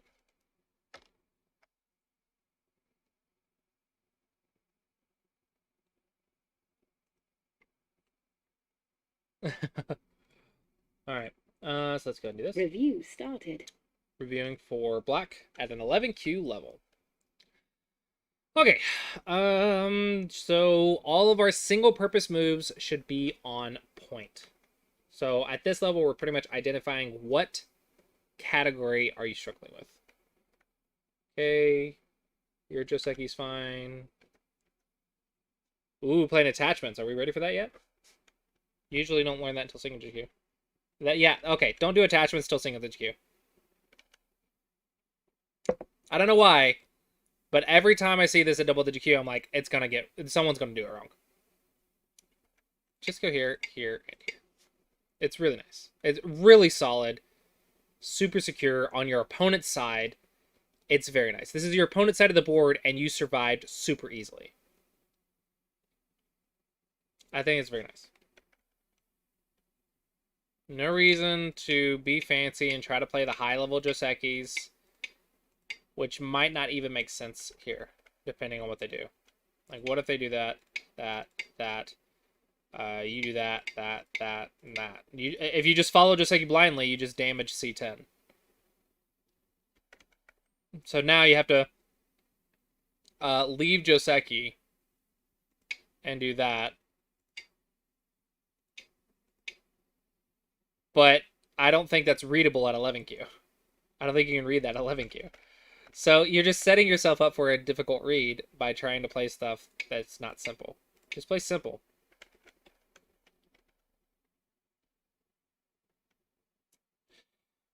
Just here. Third line, fourth line, third line. Perfect for a base. Okay. Good direction of play. Top side is the proper direction. Okay, simple Joseki. Good. Poke your opponent's weird stuff. Block. Block is correct here. You don't want to push this because you can't cut. So you just block. And if they ignore, it actually sets up a clamp or a jump later. So block is the correct response to that. I like this. The only thing I don't like is the bottom left. Is this bottom left corner right here? All because of the attachment. I don't know why. It's not just you. It's every like double digit Q, but like one person that I've seen that messes it up every single time. Every single time I've seen this at the double digit Q level, except for once, one of the colors, someone messes it up. Every single time. So just play the slide until single digit Q. And then at single digit Q, you need to learn the variations. You cannot play a Joseki like this if you don't know the response. Like, so... we can't really get away with not knowing Josekis. Now, we can get away with knowing a couple Josekis until single digit Q. And then we have to start learning several more. But not playing a Joseki, just kind of like just playing what you think is right, is going to be much worse than even a simple Joseki. Because Josekis have been researched by pros, and they're pretty much the answer sheet to what happens in the corner. You just have to figure out which answer goes where. So if you're saying I'm going to figure it out myself, it's like saying I'm going to try to solve this quiz without the answer sheet when this is like a top level college class or something, and all the college professors studied together to make the answer sheet, and you're gonna like try to like compete with them basically instead of just taking the easy answer sheet. Yeah. And this is wrong. You're supposed to go here. If you're gonna play it, you have to study it. This is the simple, and then you go here because third line. If you go third here, then it's too flat. So third line, fourth line, third line. But if you go here, you need to study it. You cannot just know the first move and then not study the rest. Because at that point, why not go here? This is a move. And it's like, okay, now what? If you don't know it, you don't know it, right? How do you follow it up if you don't know it? You gotta know the Joseki. You gotta know the Joseki. So, don't just play one move. You have to know the whole thing. Tiger's Mouth is pretty nice. And then jump. But the basics are correct. It's fine. It's just a free move.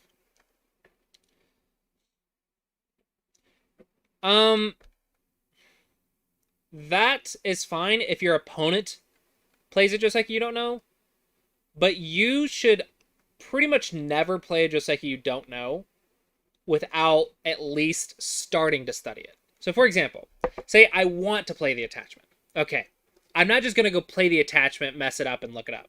I'm going to first say I want to play the attachment, look up a starting variation. It's like, okay, I'm going to learn this branch, remember it, and then I'm going to go try that branch out. Then I'll mess it up, come back, okay, did I forget the branch? Did my opponent play a different branch? That's the learning process. But you don't just say, I'm going to play this without starting with something to work with.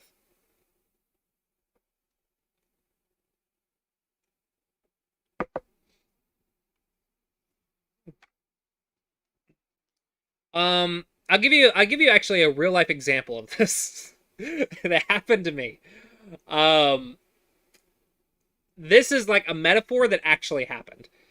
Uh, I went to a martial arts karate class or whatever, right?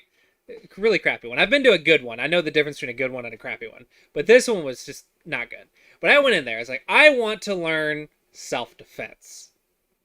And the instructor was, doing his regular weekly thing with his regulars, and I was there and I was doing the free trial. Okay. Did the free trial. First day, I'm there. I'm on my free trial before I sign up or anything. See if I like it or not. He decides that I'm going to participate in that day's lesson, which is sparring. Okay. So I stand up in front of another person, and we're supposed to spar. And I'm like, it would be really nice right now if I knew anything about self-defense and fighting, okay? So I'm like, oh, I remember this one pose from a manga. Like, that is my knowledge, is a manga. And I'm like, okay, at least I could stand like straight and look like I know what I'm doing. So I just took a pose, no idea how to use it, but I saw it in a manga, so it must be good, right? And it's a legitimate pose. It's just, I don't know how it works. And then the guy proceeded to knock my fist out of the way and punch me in the face. And I was like, yup. Manga knowledge doesn't actually apply in real life. Who knew? And then he got behind me, choked me out. I tapped out. And I'm like, yep, I'm done.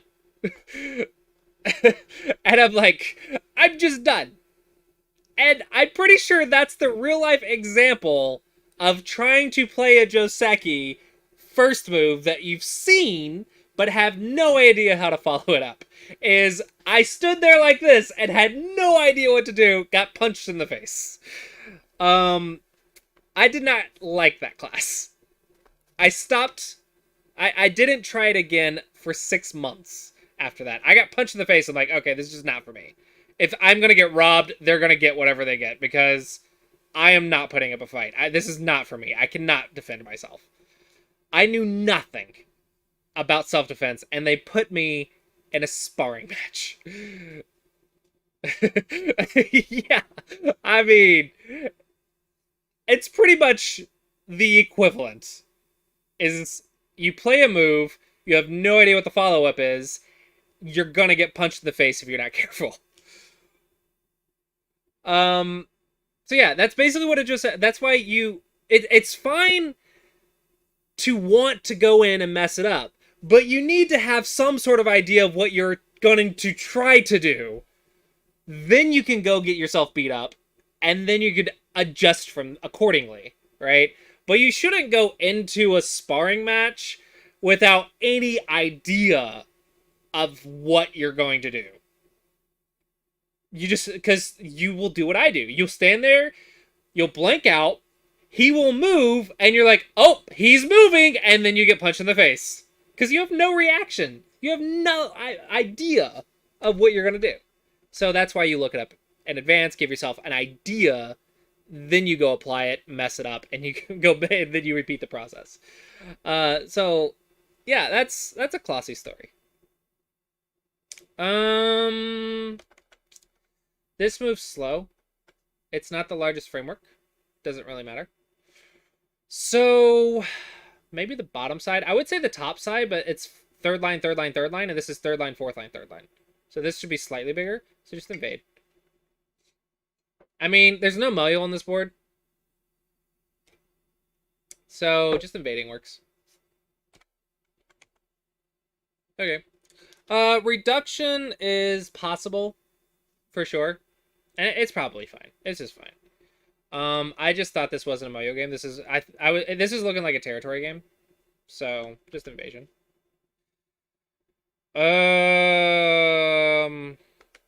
Okay, yeah, defense. Defense. Ignore. Good.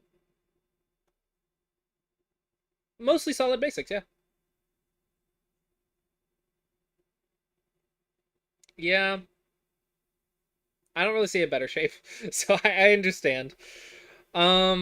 Technically, I think the answer is going right here to go through your opponent's bad shape to survive. Which means this move is better. See, okay, this move's better. This move's better. But I understand. It's fine. You're trying to connect. You're looking for ideas. And that's good. That is Yosei, but it's also your base. So okay. Close. This is better. And it's not Yosei yet. So go up top and try to build. Maybe try to get some center. Or if you want to play a territory game, you can just get the territory. So, yeah, just big move. This is not the largest framework anymore. Top side is bigger. It is not Yosei. The way to stop the monkey is to bonk the monkey on the head.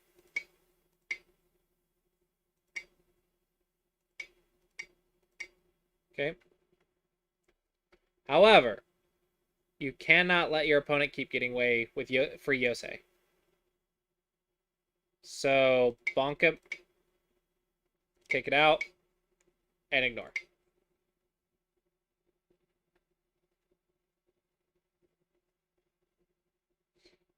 It is your base, but you've already responded once, and he can't keep getting away with Yosei. You're not going to die. You're perfectly fine. It's just points. Yeah, you're not going to die. It's just points. So you have to ask yourself, is the A area or the B area bigger? So this is probably easier to visualize. A or B? Which one's bigger? Should be B. Yeah. I changed it. Sorry, I changed it on you. But yeah. So as long as you don't give your opponent free profit, then it's just Yosei. That's what Yosei is. Yeah, you can't. This is also not even Sente, but you can't keep responding to this. Because if your opponent takes all the Yosei moves anytime they want during the game, you're going to lose. Because that's a ton of points that they just get for free, and they get big moves.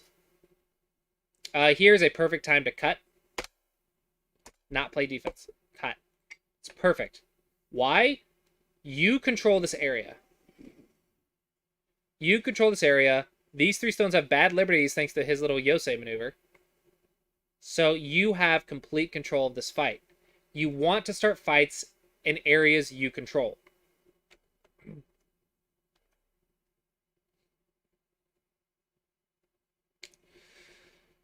This is a good defense. Attack? Cap? Okay. That's not the response to the Elephant's Eye. The response to the Elephant's Eye is a Knight's move. Then you fix, he connects, and you play another Knight's move, and you get the center. Or you can just leave it at that and Tanuki to the big thing, but the big thing is the center. So just go here. That feels nice and profitable. But this is a broken shape. This sort of shape right here is a broken shape where your opponent just cuts through you. That's a bad shape.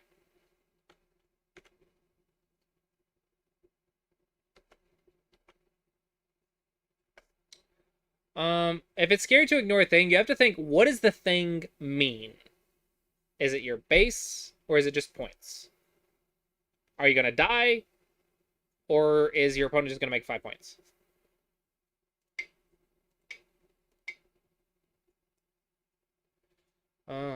That's center. Okay, reasonable. Life and death. Yep. Okay, so you're getting a little bit tricked right now with this style. The way his style works is he creates a territory game and then gets the Yosei as fast as possible. If the center is never relevant, it's a very strong style because he gets points and then he takes points. That's pretty good if the center is irrelevant.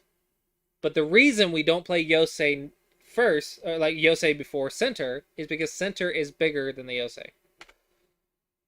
So you can't let him get away with all of this. Yeah. Bonk the monkey on the head. In this case, I think you actually might have to back off once. And then it's pre-bonked right there. So now you can cut.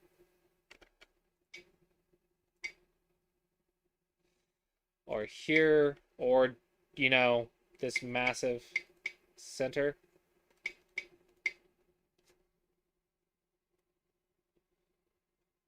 That's a lot of points.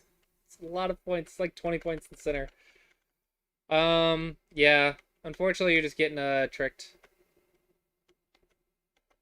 Don't respawn to Yosei beforehand. Before it's Yosei. Yeah, you didn't play terrible. You just don't the only thing you're doing wrong is you're responding to Yosei in middle game. Here, push, push, cut. It's a knight's move. And you have a 1-point jump.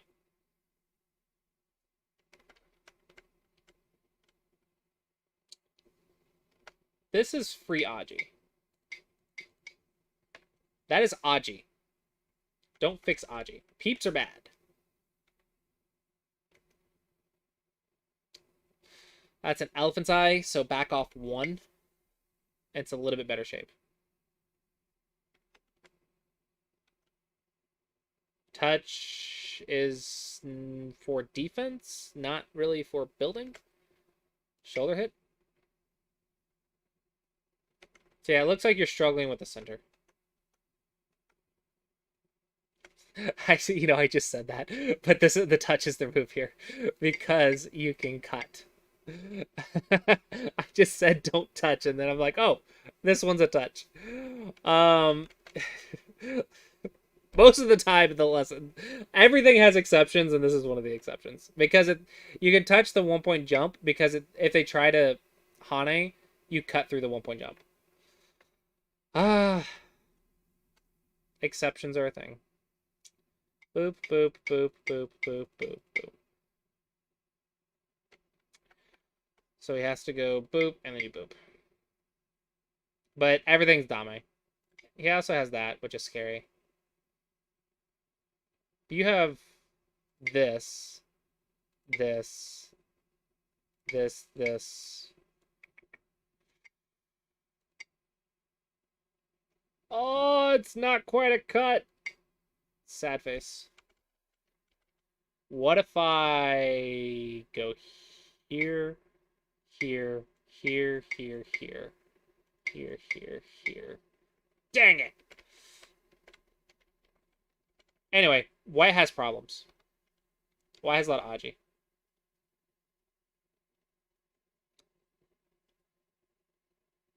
Oh, really?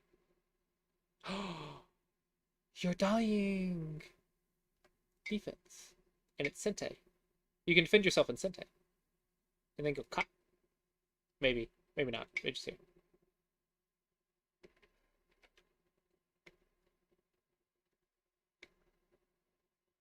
Why isn't he attacking? Oop. Wow, wow, wow.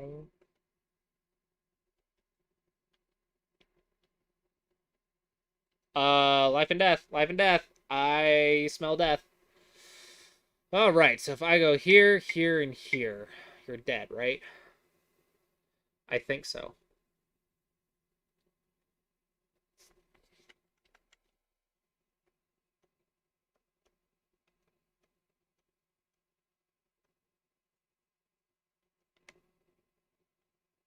Okay.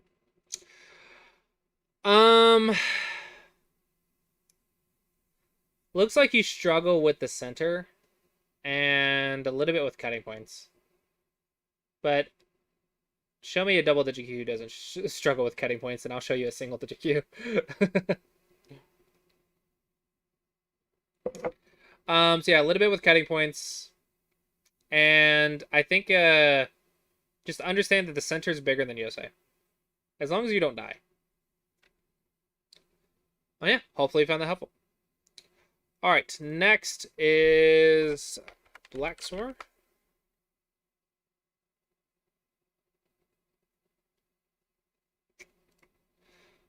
Black Swimmer.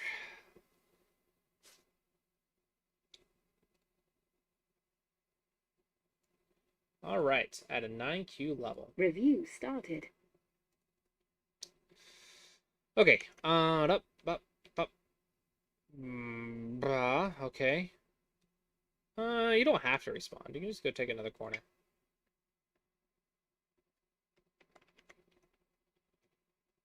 That's fine. That's good too. Pincer. What? What? Nope. Doop. You gotta know Joseki.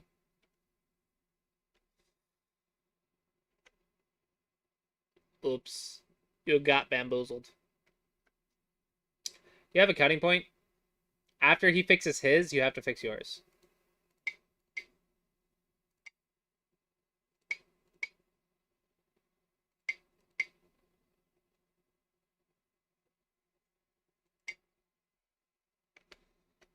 Oops.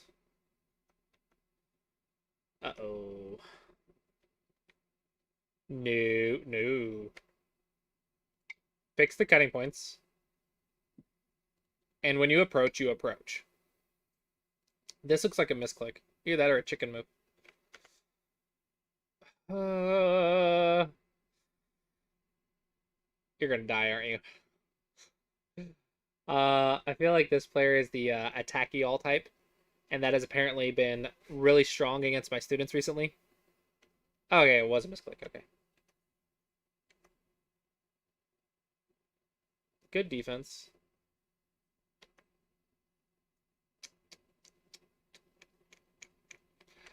I think I would pincer. Because you have nothing but the center. So go for the center. I hope you didn't play this without thinking like through it. If you want to take the base, take the base. I would probably go here first to see White's response and then go like right here.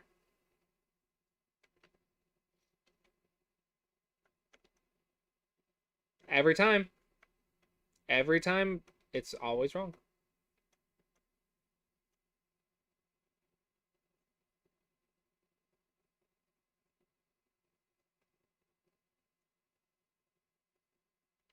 Actually, one thing you can do on the left, if you, yeah, you're Nike, you can learn this. Boom, boom, boom.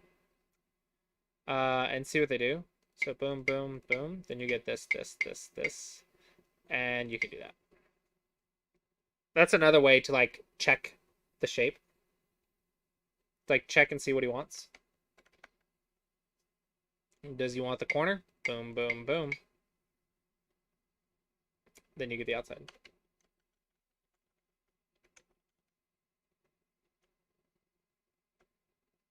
Feels a little bit passive. If you're going to attack the left, it's good. But are you going to attack the left?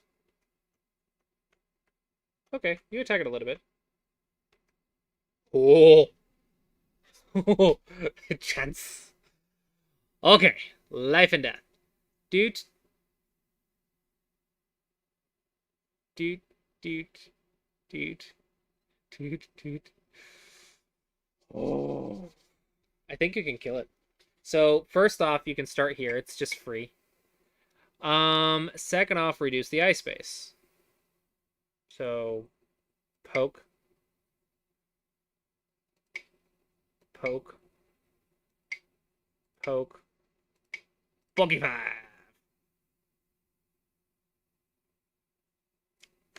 5.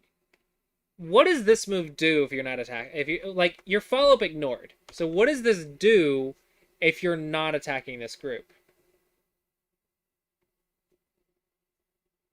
If you're not like threatening to kill it, what does it do? It builds the Moyo, I guess.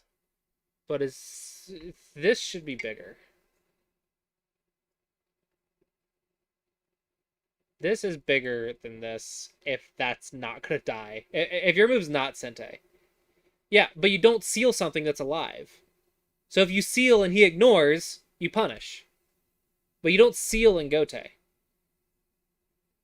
You can block in Gote, so you can block the center, but that's if the center is the biggest thing to do, which I don't think it is. But you don't seal, which is an attacking idea, in Gote. Attacking means to do something that threatens something else. Like it applies pressure and forces a response. Like if you don't respond, I'm going to punish you. So seal in Gote is usually bad, unless it's like a massive value. So if you seal him and he ignores, I expect a punishment. Okay, so you meant block. Okay, well, then it just goes back to, I think this is bigger than the center for at least right now on this turn. Yeah, but you build the center from an edge, and I think this is just a lot of points. And then you can just start blocking. And that's just a massive amount of points. So I think this is bigger than this. I almost want to ignore it. I'm like, you show me how to live, and I'll show you how to attack you. I almost want to ignore it. Okay. Just, yeah. Cap, maybe? Take away, maybe take away the edge so it has less eyes, and then block its escape routes, and let it die in the center. So maybe this is the basic one.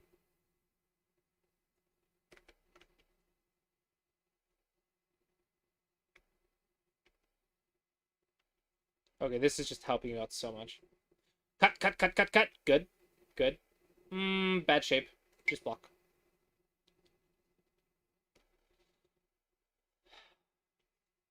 Your shape is not great. You have to go here. Here, here. That way you're solid on that side, solid on that side, and this stone has a Miai. So your shape here can be improved. That's the question, though. Boom, boom. Oh, this is going to be cute. Ready? Boom. And it's a ladder. Dude, dude, dude, dude. Look how cute it is. You gotta enjoy the little things. Or boom, boom, boom. So this is the shape. So your shape here, unfortunately, fell apart. Oh. Maybe not.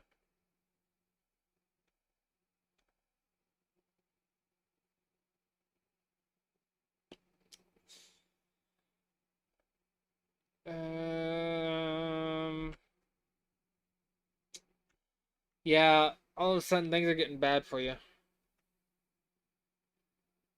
He's counterattacking you very successfully, actually. Like, this is not really bad on you, it's more like good on him.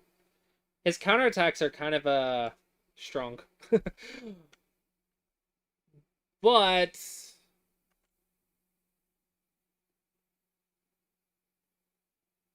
Here, here... And cut. Here... Here, here, here, here, here, here, here, here, here, here, because Joseki's, and then Hane. And White's still dying. I think that's one of my plans that I would do.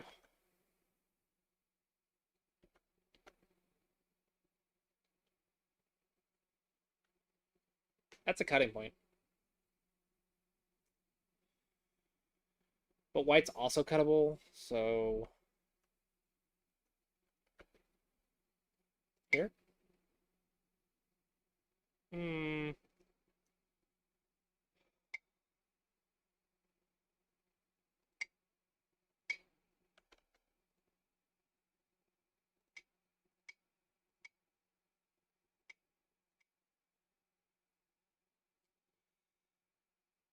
Yep. No, you should be concerned about the health of the group, like... at this point. Like, this is when I would be concerned for this. Maybe just make a base. Maybe that's the simplest thing to do. But yeah, just defense. But you got cut, which is not good defense.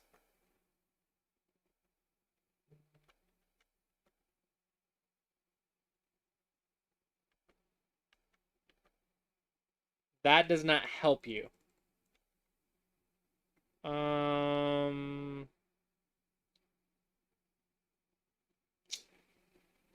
Yeah, if you know Joseki, this should work.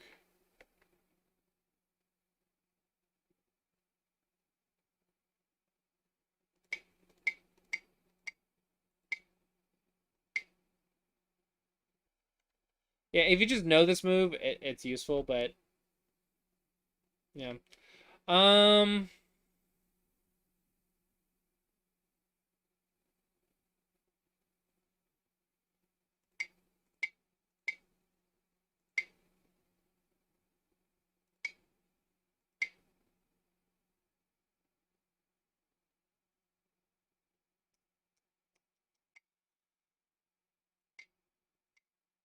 maybe that. Yeah, you know it now. I don't know. But how does this move help you with your eyes or escape route? You either have to get out, kill white, or make eyes. And this white is not going to die. He thinks he is, but it's not going to. Jump, jump. It's slightly better shape.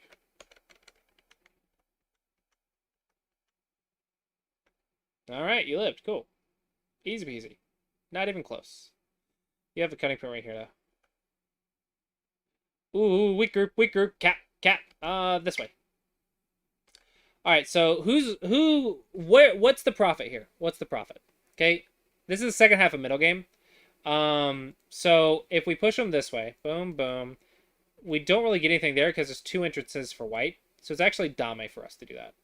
Okay, but white actually has potential right here.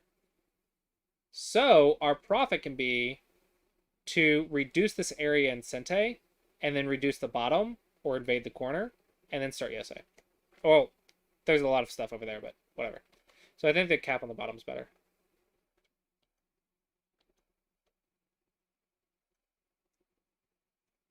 Oh, really?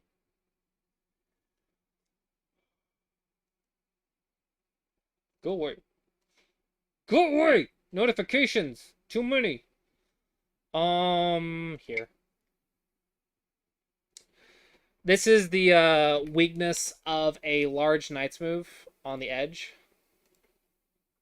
This is a point of consideration.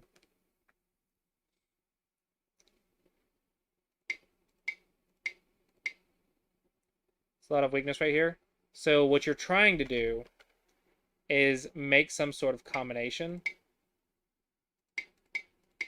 So it'll take reading, but potentially you can do it. Maybe it does this, then just reduce is fine.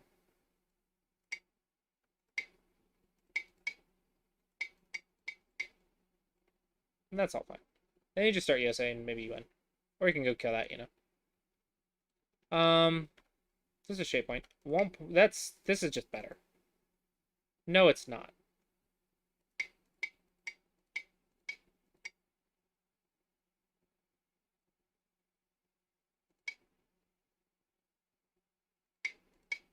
Yeah, it is. Ha! Yeah. Whew, lucky. I know what I'm talking about sometimes. This is my first instinct, though. Why? Why cut 1 point jump here? If you wanted to do that, I think something along this line would be better. I think that's more along your plan. Defense first, defense first! Defense first! Oh no! No, White gets a lot of points. Oops. Oops. Got a little bit lucky there. That's cuttable. Knight's moves are cuttable. Oh. Hello, Franco. Knight's moves are cuttable. You made a lot of mistakes right here. You're not watching your counting points. You're getting too greedy. Block. Defense first. So it looks like when you start sealing the center, you don't know how to just finish and start Yosei. You keep wanting to do something clever or extra, and it's losing you a lot of points. Like you've lost like a good 15 points here. And if we keep going, yeah, you just lost like 30 or 40 points right there in the center. So that's like the entire game. So for some reason you kind of like got greedy right here.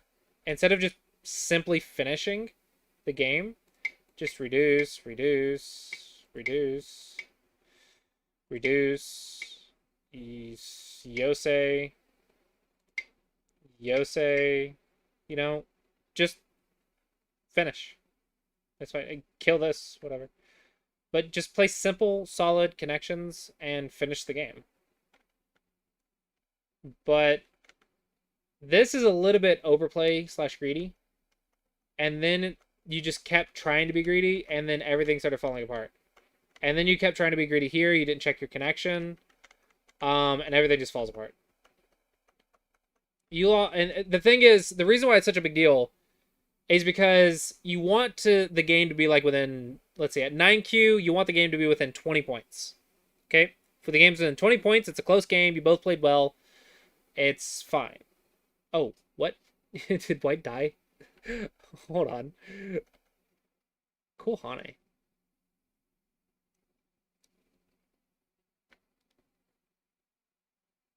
Holy crap.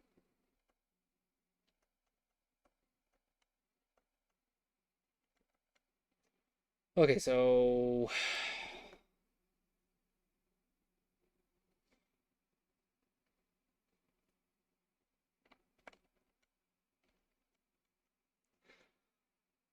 I see. You tried to go for the kill.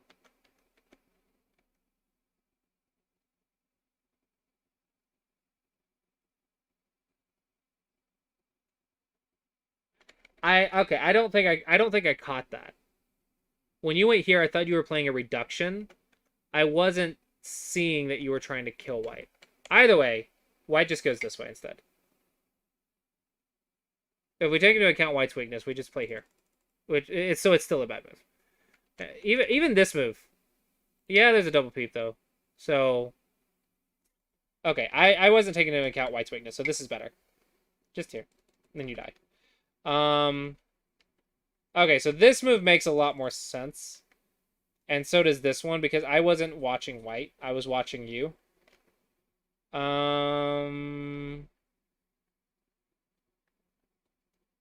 This requires a lot of reading. So you could just keep White dead, but you go here.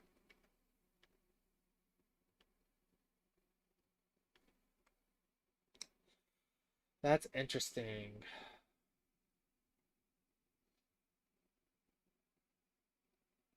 Okay, so White, you just win.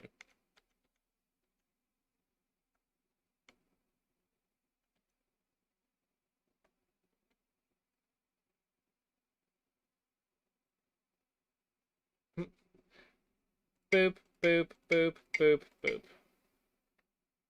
You can cut, but unnecessary. You're fine. This is fine.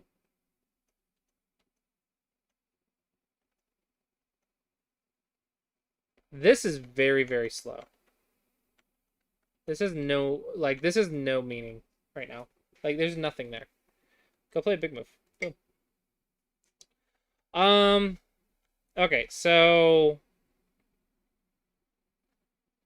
you definitely outread your opponent there. So your reading's interesting. But I'm worried, like, how many times do you do this in your games and then it just dies horribly for you? Like, I feel like that's a high risk, high reward plan. And we usually like low risk, medium reward. Like, low risk, just win. High risk, high reward is like good way to die.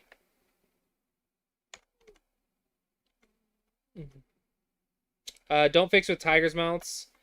Connections are better. Connections are better than tiger's mouths, unless you need eyes. If you need 2 eyes, it's completely different. But if you don't need 2 eyes, just play here, because you're alive. But if you do this, that's a co-threat. That's a co-threat. And maybe even this becomes a co-threat later. So less co-threats. Just connect.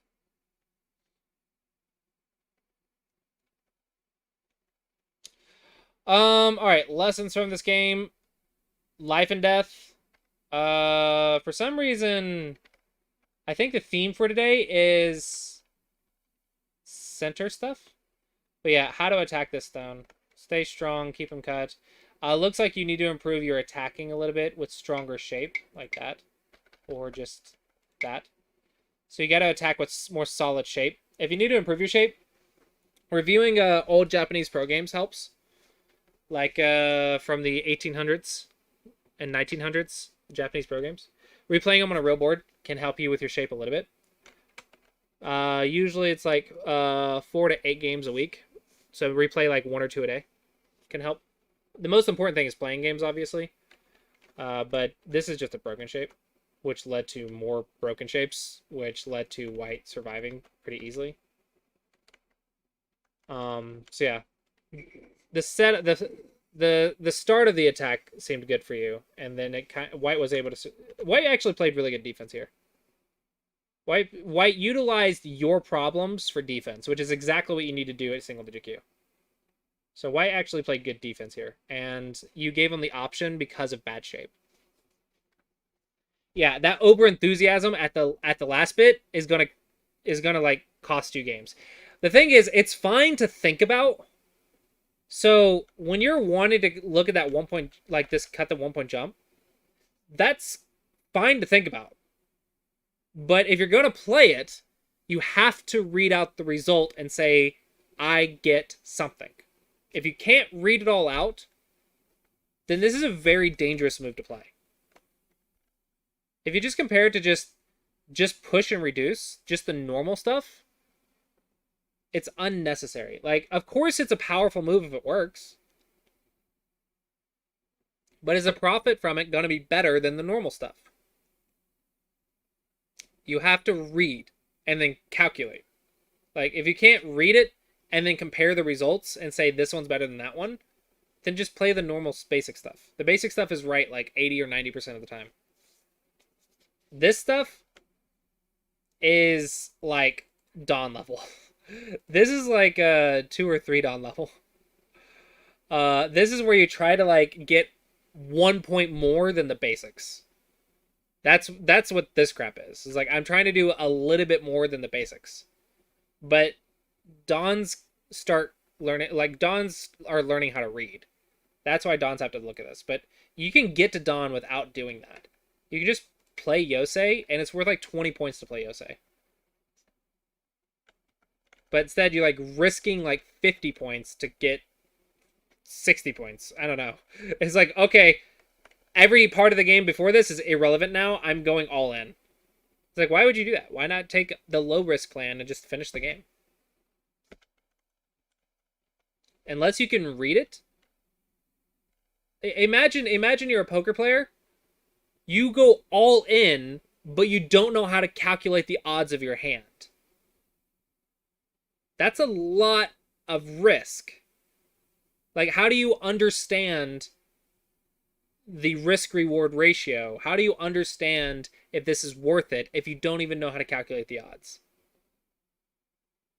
Just play the safe route. Which, by the way, I don't think works in poker because I tried to do it with my friends. I tried to play the safe route, the Colossi approach, and then they kept all-inning me. And I was like, well, I don't know how to calculate odds, and I can't tell if I should respond or not.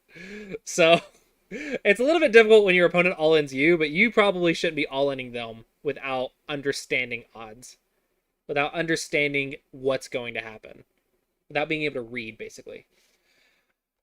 But it's fine to consider. It's fine to think about. Just try to read it. And if you read it and it works, then you're fine. But if you read it and it's uncertain, then why do it? Why not just play a simpler route until you get stronger? Just Yosei works. But I would say the exception to that is like on the left. If you take a no-risk plan, like for example, reduce, and let's say they live, Did you lose any points? Maybe 1, but you gained like 4. So you didn't lose any value. So even if you couldn't read it, it's free because your opponent had to respond or he'd die. So free stuff is not bad. It's so like you can play free stuff. That's just reductions and stuff, right? But you wouldn't play, for example, this move without being able to read it out. Because if you're wrong, you lose a ton of points. But if you're just doing something for free, then it's fine. Yeah, always read. Always read Knight's moves. Or sorry, always read cutting points, which Knight's moves are included in. Always read cutting points. Always read life and death.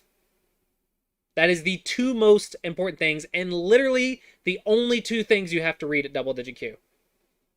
You, like, to get to single digit Q, like, before single digit Q, you read 2 things, cutting points and life and death. That's it. Nothing else at double digit Q. So at 9Q, you need to have those 2 skills down, and then you take it, you add on more skills, and you add on cutting points in the future. Like, cutting points 3 moves down the road. Cutting points 5 moves down the road. But it's still the same stuff. It's just more of it. But don't neglect it. Like this one, yeah, cutting points are strong, but you should read them. Yeah, honestly, most of the people that are stuck in single digit Q are usually lack 2 things. 1, something of the basics, and 2, habits. So usually what happens is at single digit Q, you're missing some basic, or you're some new basic that you don't know yet, and then you try to you mess something up, right? You don't know something, or you're doing it wrong, and then you try to overcompensate. You try to do something else to make up for that thing, because you want to improve, right? You want to keep winning. And you do something else. But that something else wasn't the solution to your problem. It actually gave you more problems. So in order to actually fix that extra stuff, you need to work on getting rid of bad habits and reinforcing good habits. Habits will break down barriers. So if you're at a barrier, like 9Q to 7Q there's a barrier, 5Q there's a barrier, 3Q to 1 down there's a barrier, habits break barriers. Now, they won't be the only thing you need to get through the barrier, but they make getting past it a heck of a lot easier. Usually, a barrier exists because you're missing some fundamental. You're missing some skill. You're missing something. But good habits keep the rest of your game in check while you work on that thing that you're messing up. So, I think this is a bad habit. The bad habit. I think this is pushing this is the extra stuff you're trying to do. This is the stuff you should be working on. Reading things before you leave it. Check and don't assume. Rather than, I'm going to just do all this crazy crap. I think that's bad habits. Yeah, and hopefully you find that helpful. All right, next up is a lesson. So I'm going to take a short break, and then we will have a lesson in like 10 minutes.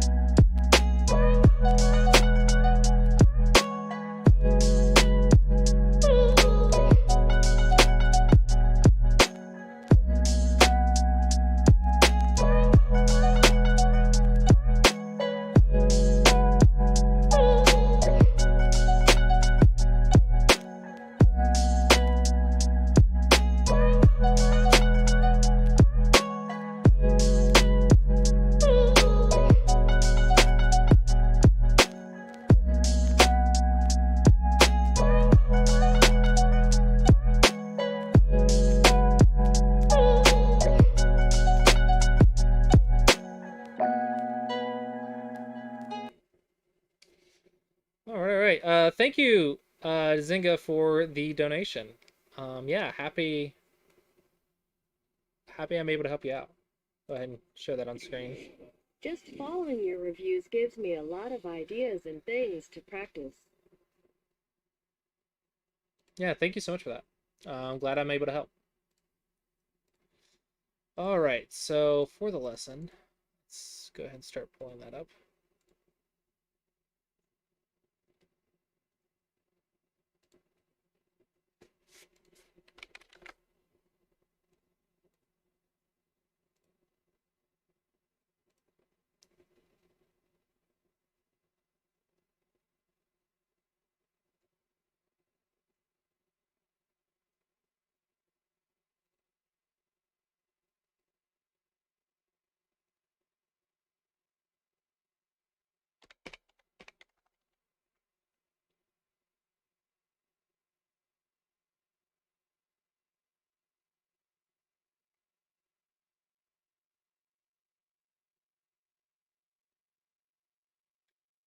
All right. Thank you. 7.1. So close. Ooh, nice wins.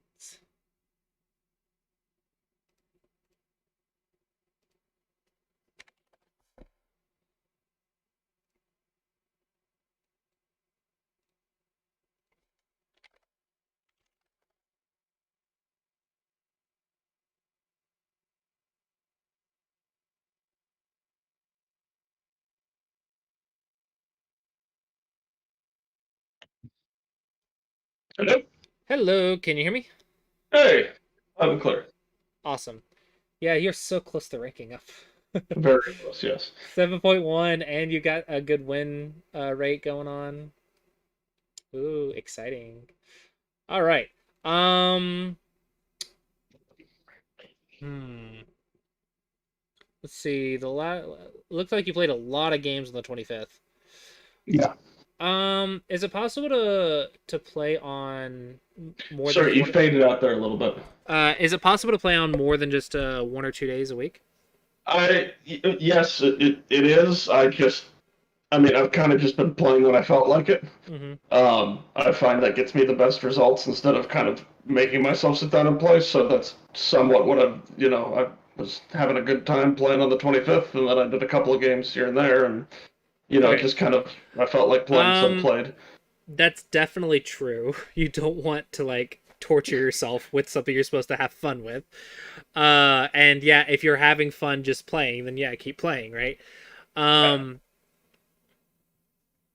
But with that being said, if all of your games are on 1 day a week and that day's bad, then And that happens the sometimes. rank the rank doesn't behave very well. Yeah. So usually you want a little bit of diversity. You don't want like 1 day to hold a giant percentage of your week. But at the same time, yeah, I mean, enjoy the game. So it's just it's a balance. It's a balance for sure. But yeah, so do you have anything you want to look at specifically? Yeah, obviously the 2.5 loss, I definitely have to go through, and then actually the most recent game I played, the one against Hong Long, I also would like to go through, All right. So I got because even though I managed to win it, I would like to look through it. All right, got the 2.5 loss up. Looks like it was a really close game. Review started. Okay, you are black. Boop, boop, boop, boop, boop, boop. You know how many people on Twitch chat are going to be watching my Classy Approach series when I get to this level? So why are we kicking? It's a mistake. I don't actually know why I played that. I clicked on it and I was like looking at it. I was like, why didn't I just kick there? And then I just kept going because, oh well, like it happens. But I do not actually know why I played that. That is not ever something I play, nor do I like the results. So, all right, what would you play here? the standard. What would it be? 017. Okay. Into this? Maybe. Sorry? Yeah, I mean, I've been trying to learn that more. I mean, my normal thing is, I have not memorized that particular Joseki yet. But normally I would just do kind of the standard back off at S17, and then take Sente.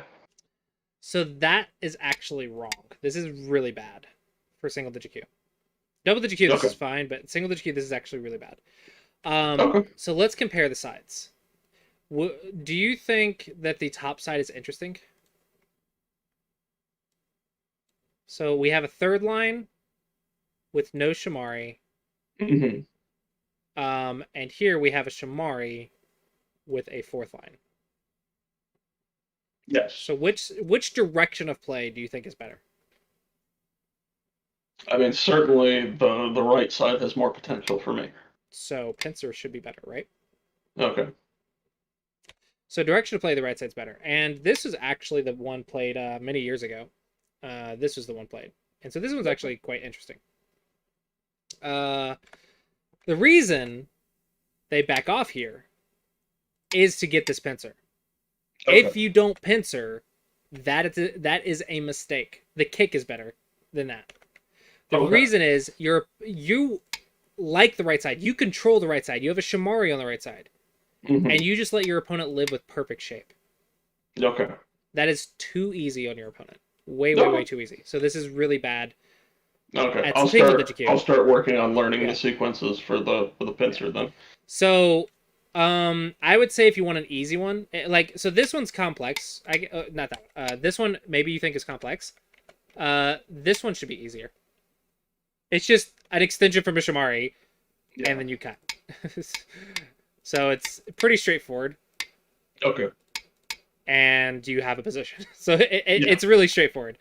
And if they dupe this, you can just do the old Josekis. You can look at the new ones with the AI here, but the old one Yeah. is just here. Really easy. Okay. Really easy follow-ups. The only difficulty is when they run. Well, guess what? Now you get to attack something. Now you do. Okay. It's a fight, but yeah. So it's actually really easy to play compared to a lot of modern variations. Just the modern variations are more powerful, but this one's, still easy to use. But what I don't want you to do is just play simple Josekis, because that's fine at double digit Q, but at single digit Q, we need to start playing our opening patterns. So I want you to do your research for the opening, and Sure. yeah. Also, another rule of thumb is this Joseki should never happen after double digit Q. It's going to be, it's good for one or the other. So, for example, if I approach here, now I'll definitely do it. This is very good for black because it's bad for white. It's easy to reduce. So white is supposed to go here. But you also are on the side with your Shamari, so both sides are fine. But you won't see this shape on that side. Likewise, you won't see it on this side, because if black lets white do it, white survives with perfect shape on black's side of the board. It's too easy for white. So it's either good for someone or it's bad for someone. So this Joseki should never happen. So someone's going to get an advantage if that happens after double digit Q. At double digit Q, just learn how to make a base, right? But at single digit Q, we got to start understanding Joseki choices. Sure. Okay. Yep, this is fine.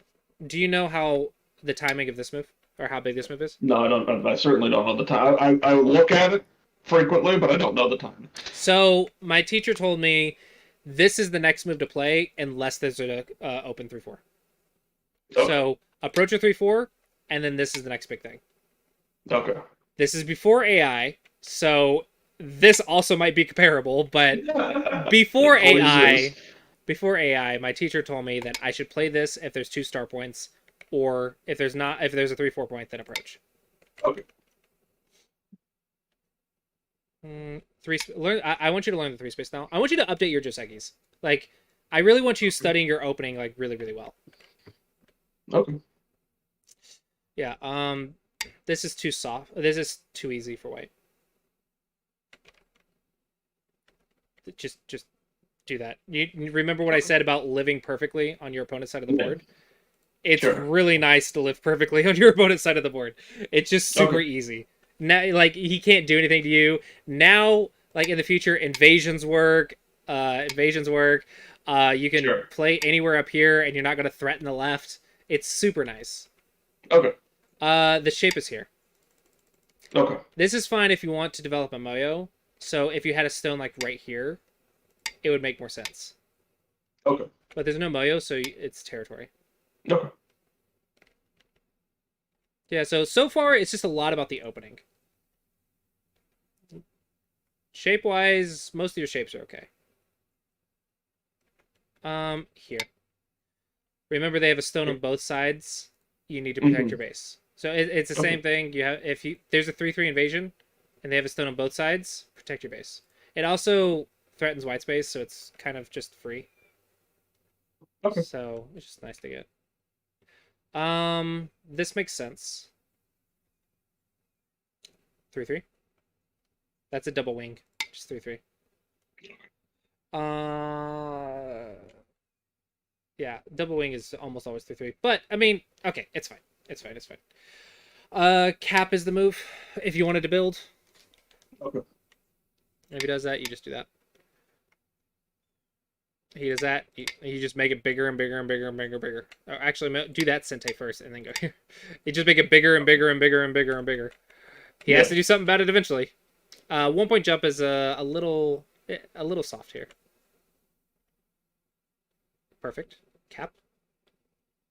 Cap is better, but okay. Okay. I agree with a lot of what you're doing. Your shapes can just be a little bit better. Okay. Do you review old Japanese pro games?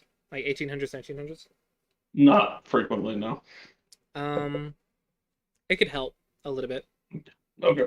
Don't make it like your highest priority, but it could help with like this is just slightly better. Like just slight is a slight difference, but it's a lot more effective. Stay solid. Yeah, just stay solid and keep them surrounded. So do you think white is completely surrounded? So can white escape? No.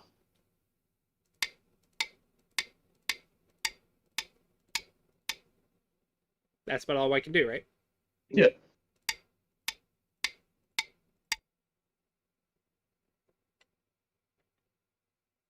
Okay.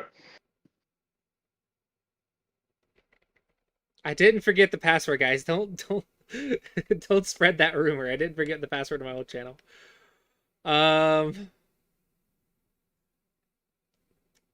So I think you need one more move, and then you can reduce high space. If you're gonna reduce high space, I think starting from here and here is maybe slightly better.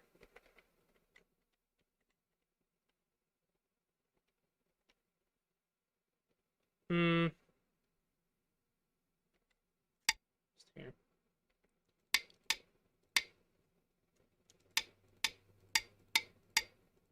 Dead. Yep. There is this question though.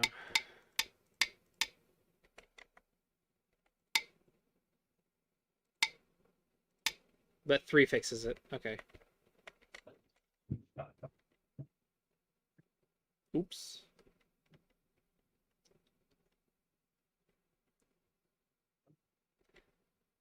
Here. It's better. No, it's not. I'm wrong. Here's... I don't know, just fix. Just fix. You need to fix your shape. Your shape is falling apart. Okay. Your surround was good, but it looks like you struggle with reducing the ice space. So I would say try to think about what would you do as white? How would you try to survive? What would be the first thing you look for? Cutting points that worked. Yep. So if you look for those first and then block them. So like maybe here. Maybe here. Maybe you get some solid shape first. And then push, push, push, push. And then maybe he's like, I want to make an eye on the edge. And you're like, no, don't make an eye on the edge. Don't let him even have a single forcing move. Like, you take away those options. So right now you're thinking about how to kill. You need to think, what would my opponent do to gain ice space? Let's take away those options. Because if you do nothing, it's dead. Yeah. So he has to do something to make it alive. Think of what he has to do for that something, and then just don't let him have the option to do it. Don't let him even have a glimmer of hope. As long as you don't lose points, everything will be Sente. And even that way, even if he lives, it's not bad for you. Okay. Because if you're like, I'm playing here, oh, he lived. Oh, well, I didn't lose anything, whatever. Yeah. So that's what you got to be careful of. When you're reducing this, when you go for the kill, it's very, very easy to start making bad shape. And bad shape leads to life and your problems. Yeah. So you got to be very careful. Like, this is very bad shape compared to if we had just played here or something, right? Something simple. So it's very, very bad shape as soon as you go for the kill. So you have to be very cautious about going for the kill. Okay. Just 3-3. Double wing 3-3 is much easier. Okay. It's not a bad invasion, but 3-3 is just easier. Just 3-3. It doesn't matter. You're not gonna live in every single section of it, so destroying half of it is good enough. That is Gote. No! It's Gote. How does he cut? Yeah. So you know what this is? This is the single-digit Q middle game habit of assuming it works. Don't ever assume with cuts. Okay. So never assume the cuts. Always, always, always visualize the three moves. Push, block, cut. Okay? Always, always, always visualize that. If you can visualize it, it becomes obvious. Like if you see this in your head, you're like, oh, obviously it doesn't work. Yeah, easy, right? But if you don't actually take the habit, the discipline, the effort to visualize three moves, then you respond automatically. Now, most of the time, it'll work. But if you want to catch these little chances when they don't, visualize it every single time. Okay. Most of the time, someone starts a ladder, it works. But if you want to catch the one in 100 times that it doesn't, read the ladder every time. Yeah. Like these little habits, like imagine you build a habit like this where you read a habit every time. You read a ladder, you read a cut, you read the life and death, you read it every single time. Okay? Every 100 times you read this shape, you add on a win. Let's just theorize that, right? Because if let's say you get another move is like another stone. It's a handicap stone. That's another rank. It's basically another win. So you basically get potentially another win every 100 games every time you read that shape. Now let's say you do that for life and death, for cutting points, for ladders, for nets, for capturing races. Let's say you get 5 extra wins every 100 games because of those habits. And then you make 100 of those habits for 100 different patterns. Then you start winning a lot more. And you don't take any simple thing for granted. Yeah. Good habits will lead to really powerful results. This is pushing from behind. So when you're trying to get out, you go as far as you can without getting cut. Okay. Don't push from behind. No, this is important. Cutting is worth it. Cutting is worth it. Okay. This is double-digit Q defense, which is fine up until 9Q. But single-digit Q defense is surviving using our opponent's Aji. It's always something, isn't it, Batska?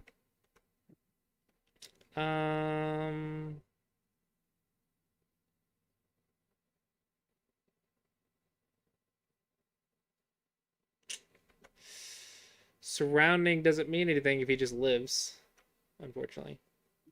Shoulder hit here. It's probably the shape.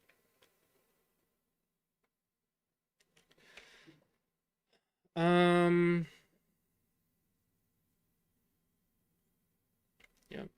Okay, so he fixed. So white should have a slight lead now. So yeah, so I think that's good enough for this game.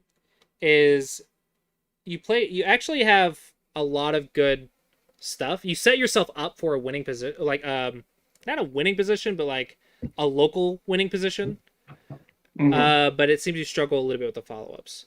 So that's why practice and game reviews are really good. So it looks like your starting moves are definitely good. It's just you struggle a little bit with the follow-ups. So it's about fine-tuning the follow-ups.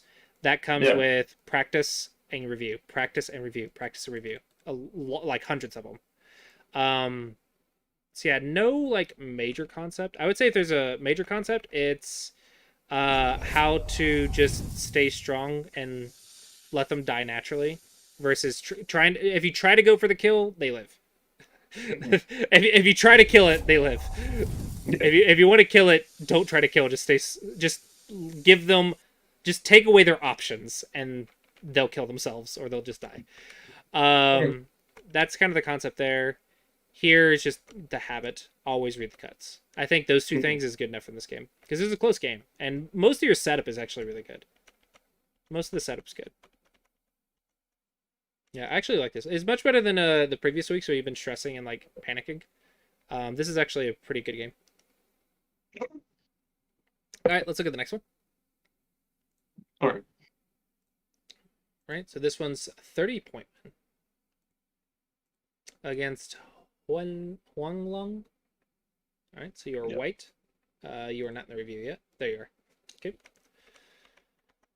It also is. I mean, most of it will not be a 30-point. He just missed something at the end when he was in Byoyomi. Okay. But it was a very close game leading up to that. All right, so what do you think about this Joseki? Good for you or bad for you? Bad. Nope. Good. Good Okay. good for white. Oh, okay, yeah. So it's either here, old fashioned, or here, modern. If he Okay. does this, their move is here. Okay, so you just shoulder hit and reduce it later. Or he does the Joseki shape, which is here, but this doesn't have a good relationship with the star point. That's usually with a 3-4 point. So it's very easy to invade.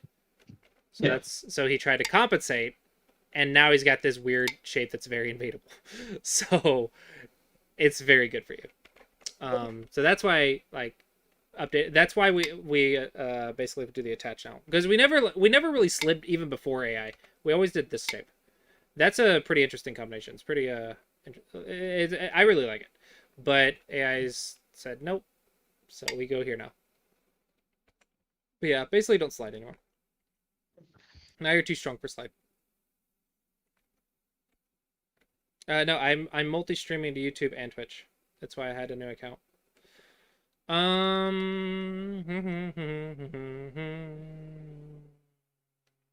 Okay. Well, fine. So you can actually slide on your opponent's side Yeah. and see if they know it. You're killing me here.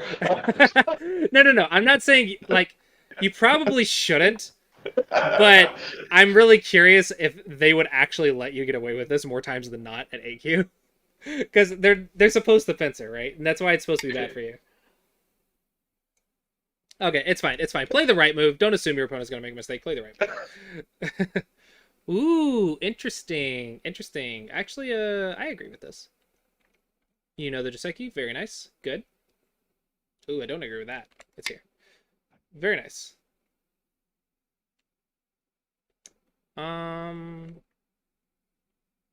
Yeah, I think Black actually played nice there. But that's weird.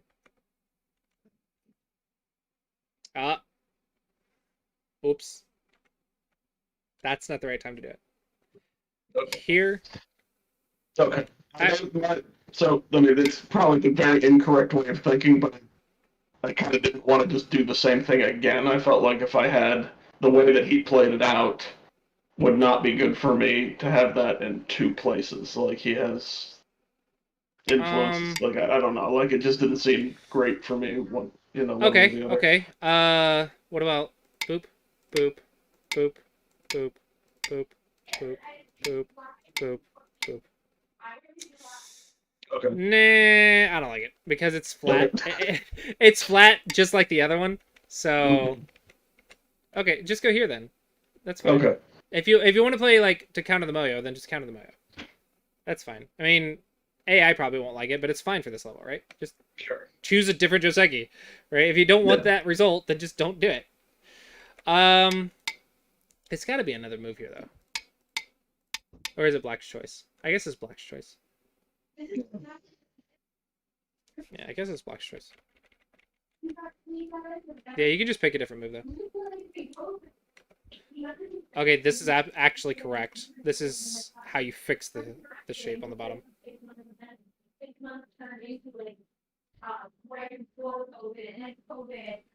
So here is actually quite interesting for the left. Okay. It's a lot of territory. That is a lot of territory. But it's not a lot of influence, and Black has a lot of influence, so there is that. It's an option, I guess. All right, so you're playing a reduction. This is a very interesting spot. It's a cool spot. Oh, you're not working with the left somehow? I didn't see a good way to do it. Here. Okay, so play a little bit closer to it. Well, if you want to make it work, right? I mean, in theory, yeah. You want it to be a threat. I did not see a good way to make it work, so I Yeah. I figured it was Um, there. And he had to keep it in mind, and that would let me do other stuff. The theory is interesting, but I don't see any good follow-ups, so maybe just do the normal one. Maybe Yep. just go here. Or shoulder hit. Shoulder hit's probably easier. Okay. Maybe just play basic. Like the idea was interesting, but I don't see any good follow-ups. And as soon as you have an interesting idea, you have to check the follow-ups. And if there is no follow-ups, then just play the basics. If we're Okay. gonna play without reading, then play basics. But the idea was sound, but it looks like it doesn't do anything. Don't push if you're not gonna cut. Oh! Don't fix the cut. Don't fix the cut. Oh, that's really bad exchange. Just run away. Okay. Or run away faster. If you push, you're supposed to cut. You do not push diagonals because it fixes cuts. Okay. So you really helped black here. That is overplay.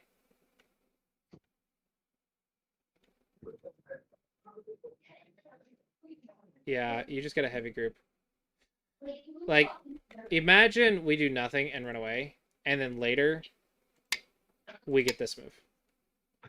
Okay. There's Aji for that, right? Mm-hmm. So don't kill the Aji.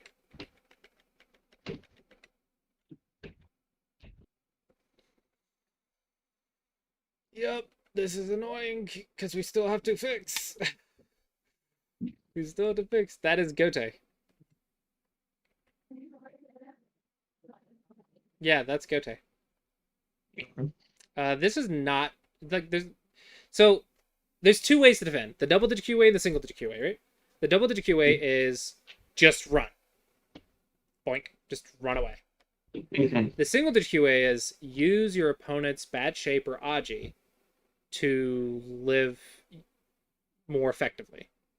Mm-hmm. Your opponent doesn't have bad shape or Aji, so the single digit QA doesn't exist unless you can come up with something like right here or something. Like there's nothing there. You're not attacking anything. You're not even threatening anything. So all you're doing is playing slower than a jump.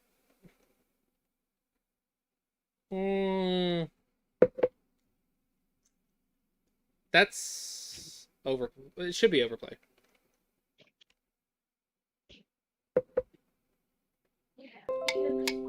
If I make you run, you have 2 weak groups. Okay. So you're invading next to a weak group. Very dangerous. This is like the worst sequence he could have chosen. Oh, dear.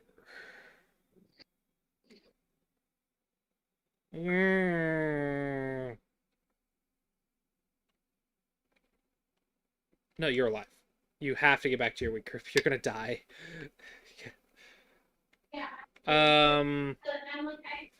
That weak group is the thing. Locally cut, then like you push. You always push at 1, and then you pick A or B. So you always play 1, and then you pick A or B. If they go here, they actually they actually do more harm than good. They might actually die. They actually do more harm than good if they go there. Because if they go here, like so, this is how far they get if they do that. But if they go Hane first, then they could play a Tiger's Mouth and get here. So now let's compare. How far do they get? How far do they get? Right? A 1 line further. Yeah. So the Hane's better for black, even if he wants to go in that direction. So you actually choose here. Okay. Yeah.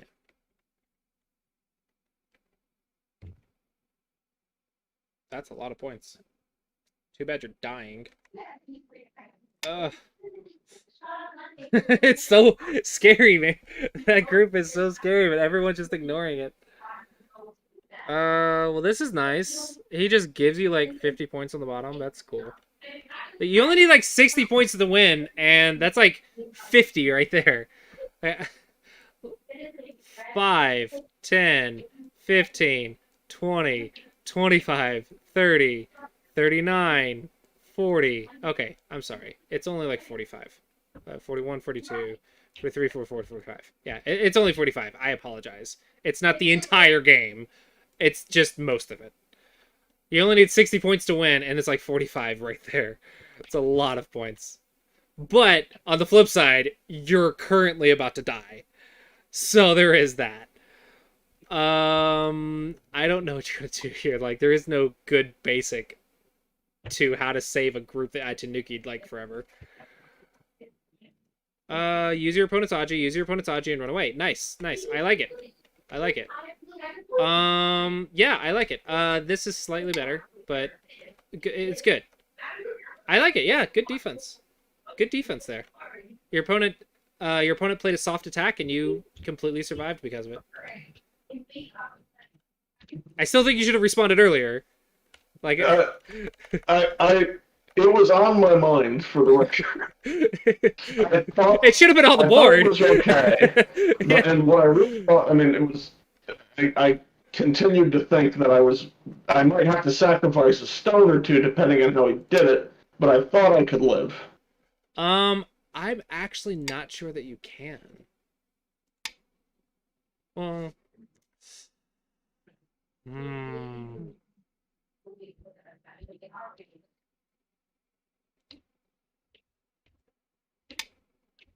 maybe you can. So that's why he goes here, and you. But you connect. What do you do next? Oh, that. No, just jump.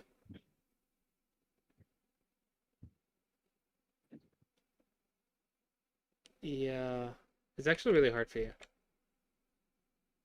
Just while he has that empty triangle, I thought I had. I mean, now he didn't have to make that empty triangle, obviously, but I thought that gave me a lot. Yeah.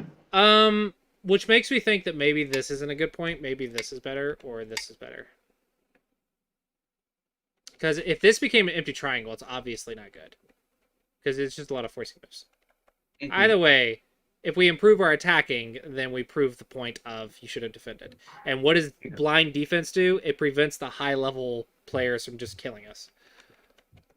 The players that actually do learn attacking. But okay. The defense was actually really solid after that. When you actually chose to defend, it was really solid. But, like, you should have defended sooner. Then you start Yosei. This is a really good time for Yosei. I agree with this. Oh, you got tricked. You got tricked. You got tricked. Oh, no. Okay, but now you'll remember that shape for the future, right? Yeah. No ko? No, it's not a ko. Yeah, it's a ko. No ko? Ko's bad. Ko's bad. It's fine. It's fine. Sentei's more important. Because you can just back off one. And then you can't even connect. So Sentei is much more important here. Like, even if it could connect, it's better to back off one and keep Sentei. Jump is better. This is Gote. This is... you started Yosei at the right time, but you're still struggling with this. Like, I know you've always struggled with keeping Sentei and Yosei, but it looks like you started Yosei at the right time, but you're still struggling with Sentei. There you go. Good. What? Who? What? Good. Good. Good. Gote.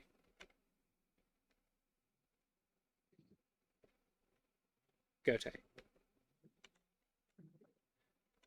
So that's fine. That's Gote. Do you have... Where's the Sentei? Where's the Sentei? Where's the Sentei? Oh, right here. Boom. Sentei.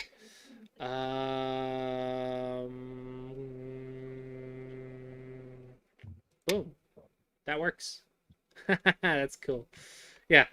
Sentei. Hello, Rednor. Actually. Dude.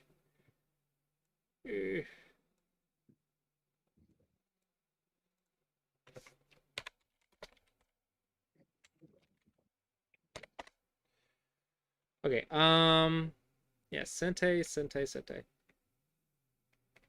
Did you check the cut? Yeah, I don't. It did not work.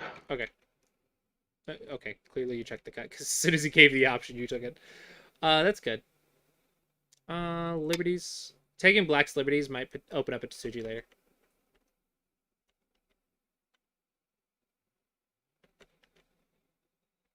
Atari and Tanuki. Oh, hey, Loving Son.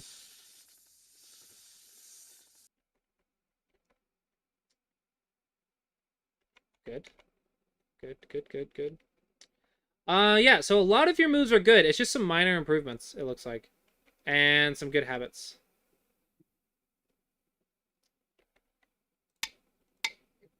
I got it. Okay.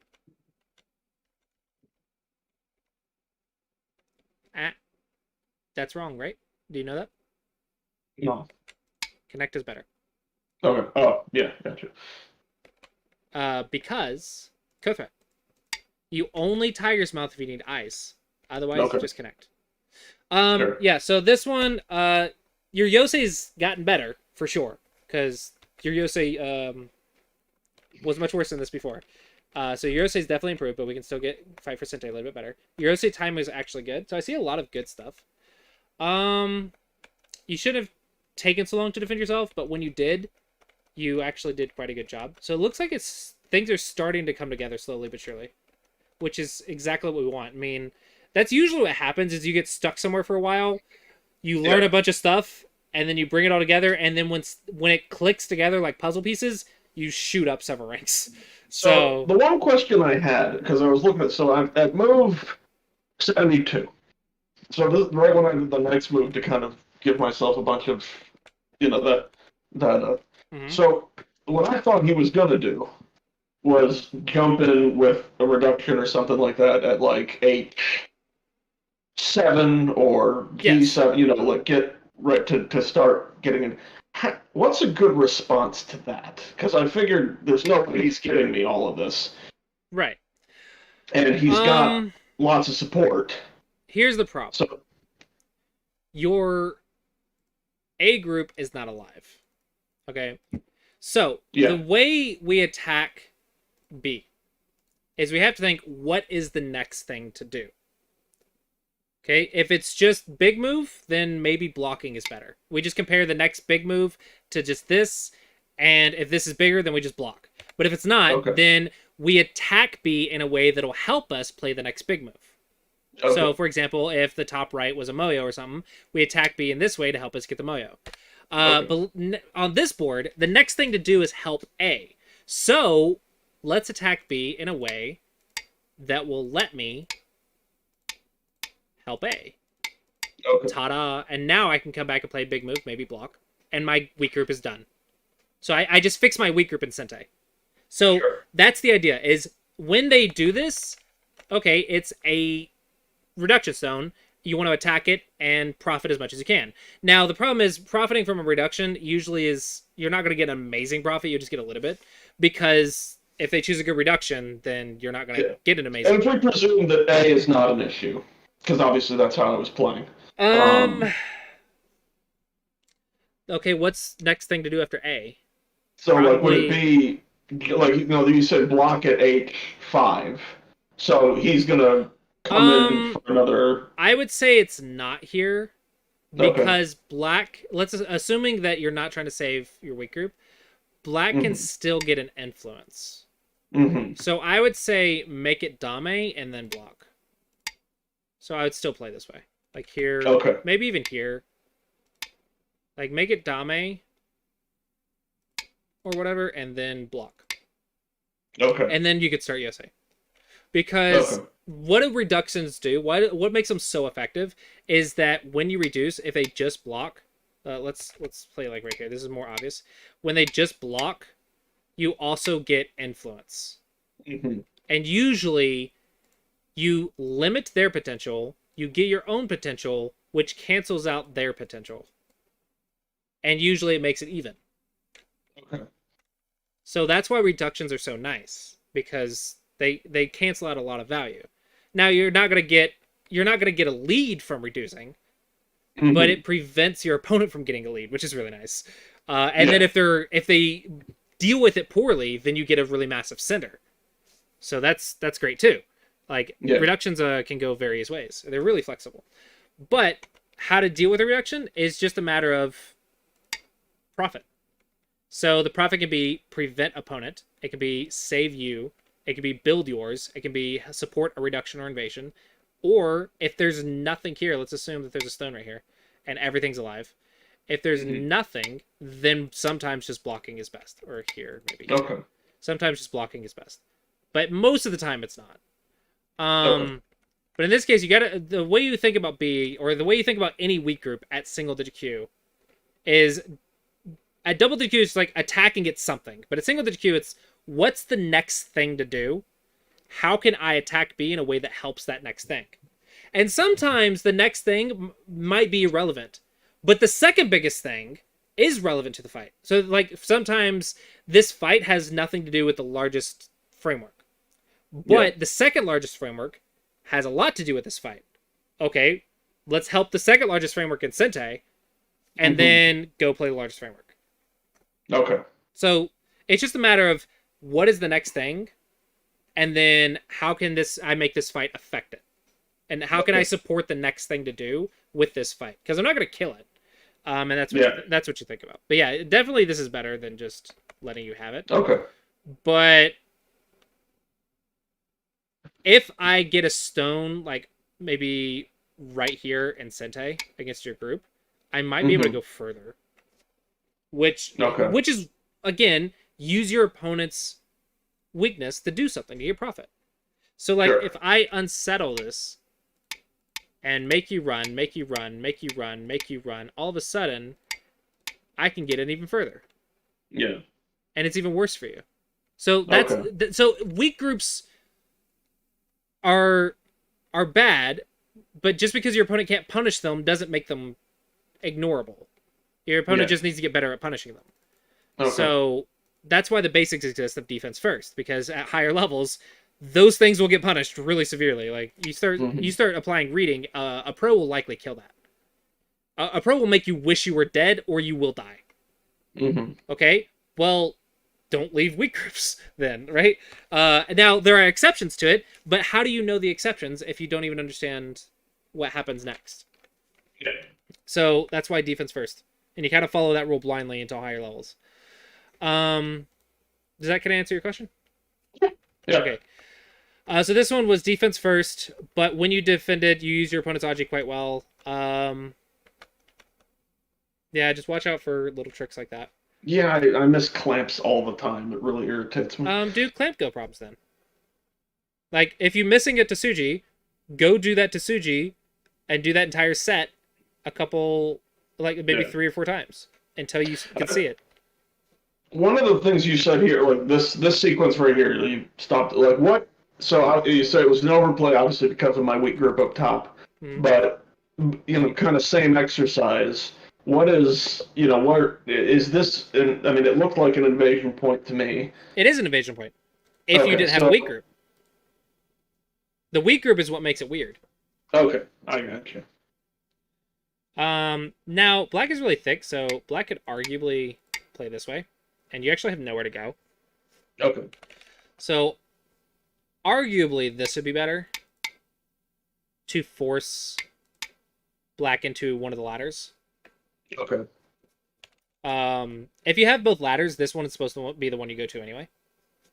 Do you know the ladders? Okay. No. Okay, so this shape, wedge, if black cuts, black has to have both ladders. Here's ladder number 1. Okay. Ladder number 2. Okay. So, this move forces that sequence. And if black doesn't want to, then black has to start a fight. Well, now you're even further out, and it's a little bit different. And you could start maybe doing other stuff as well. So it creates a little bit of a difficult situation, or a little bit more flexible situation for you if this one is just too deep. This one normally is just like this.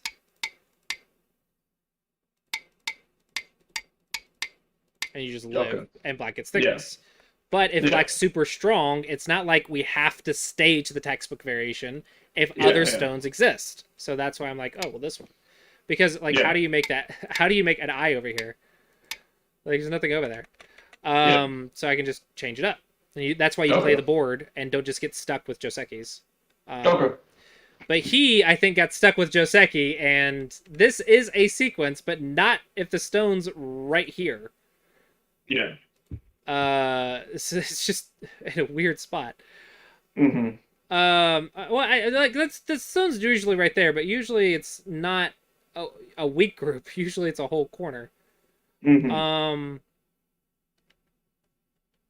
And then Hane is the idea. If it was me, what I would want to do is figure out how I can make this stone affect A. So maybe kick, or maybe I like question here, kick here, Yeah. go here, Yeah. run, and cap. Yeah. Now you have 2 problems. Yeah. Okay. Yeah. So it's how do you think about how to like when I attack a stone as double digit Q, I'm just like attack it.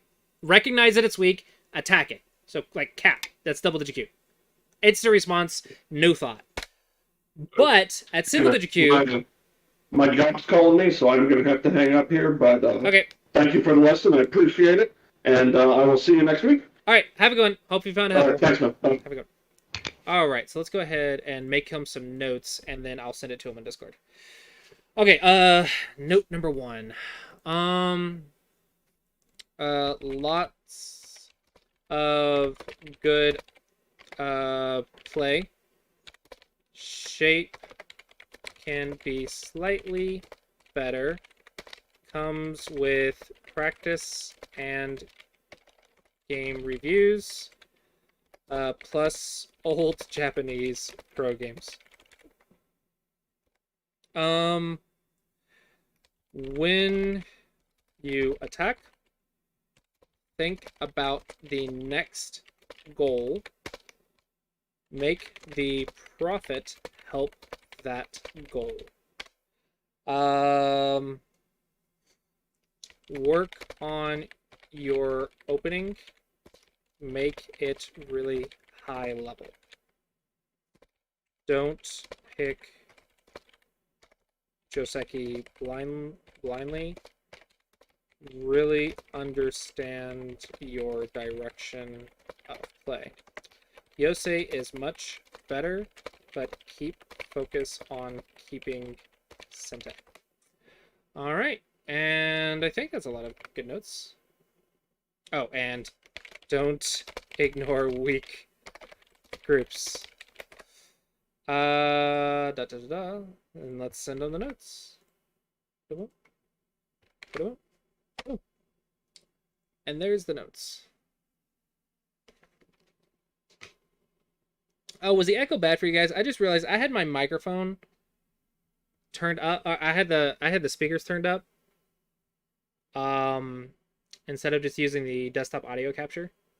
So hopefully it wasn't too bad for you guys.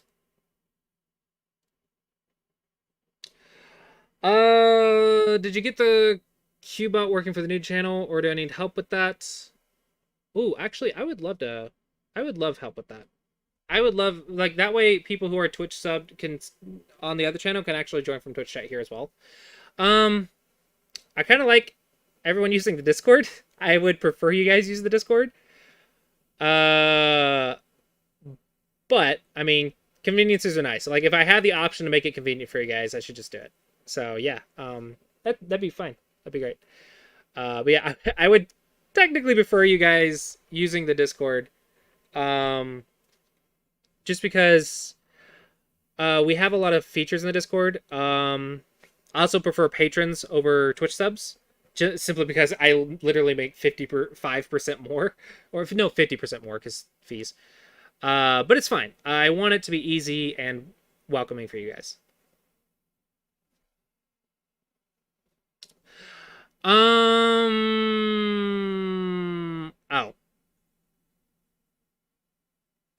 So you can't check a username in this channel to be if they're subbed on Colosseus. So the bot can't be in all the chats at once.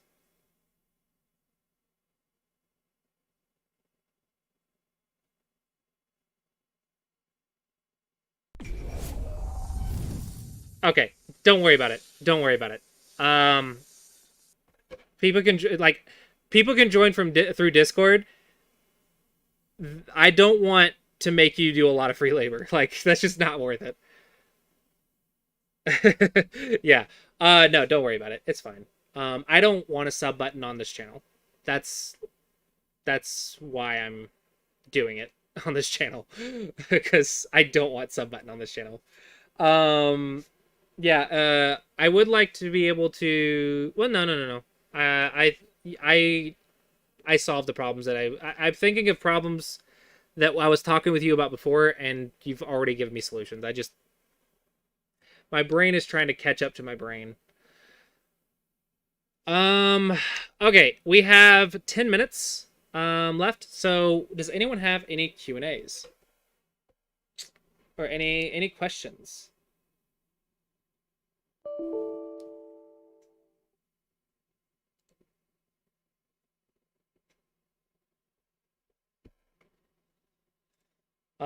Anyone have any questions?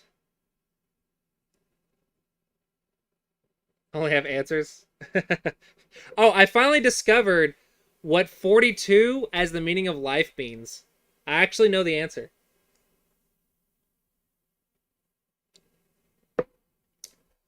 Playing and winning handicap games as black. Yes. Buzzsaw's lesson at the start, her opponent, that style where they only attack but they leave weakness behind, is exactly...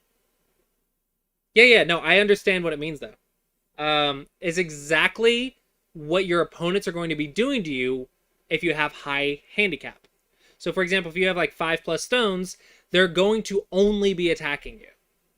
So, what I've been helping her and Drooch on is how to deal with those types of players. Those lessons are... Wait, crap.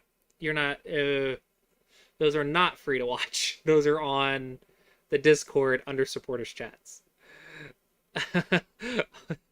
No. You're fine. You're a patron. You're a patron. Okay, so you can go watch them in supporter chat. Watch their lessons. If it's only 1 to 2 stones, it's an even game. 3 stones or less is treat it as an even game. Nothing different. Okay? Because the handicap stones is to make up for the eventual mistake or slow move that you will make. And it's up to white to punish that. If you want to know how to win, it's don't make your level mistakes. Because that's literally what it is. If you don't make mistakes, you win. Yeah, just play super basic. Like, don't play slow, but play basics. And do your best. And then when you stop making your level mistakes, you will win. And they will need less handicap. Or they will get stronger and be able to punish higher level mistakes, and you will need more handicap, right? Well, something that happens. It just depends on who improves faster, right? But 3 stones or less is even game. Treat it as an even game.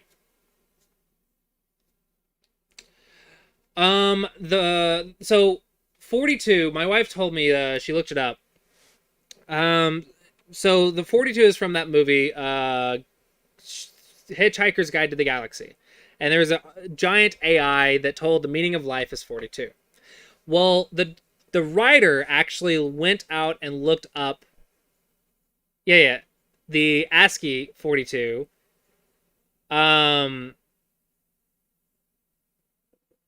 which book, not movie. I'm sorry. So the way he looked it up in coding, the way she told me, I'm not sure exactly what the meaning of the ASCII is, but the way she said she read it was what he meant it to mean is it's everything and also nothing which basically translates to it's whatever you want it to be. So the meaning of life is 42, and the meaning of life is whatever you want it to be. That's technically what the computer says.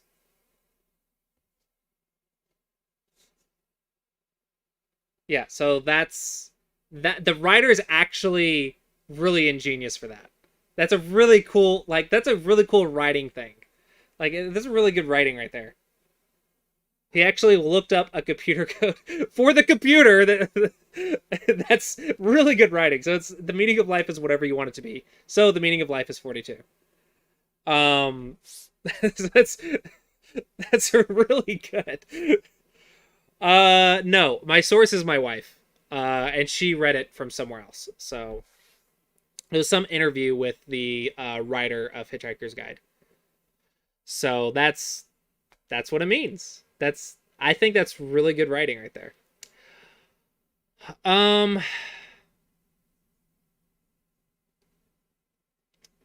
Details about the class tomorrow.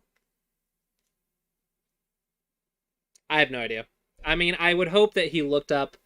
I'm sure he tried to come up with something clever and did a bunch of research and found that. And it's like, oh, that's brilliant. But yeah.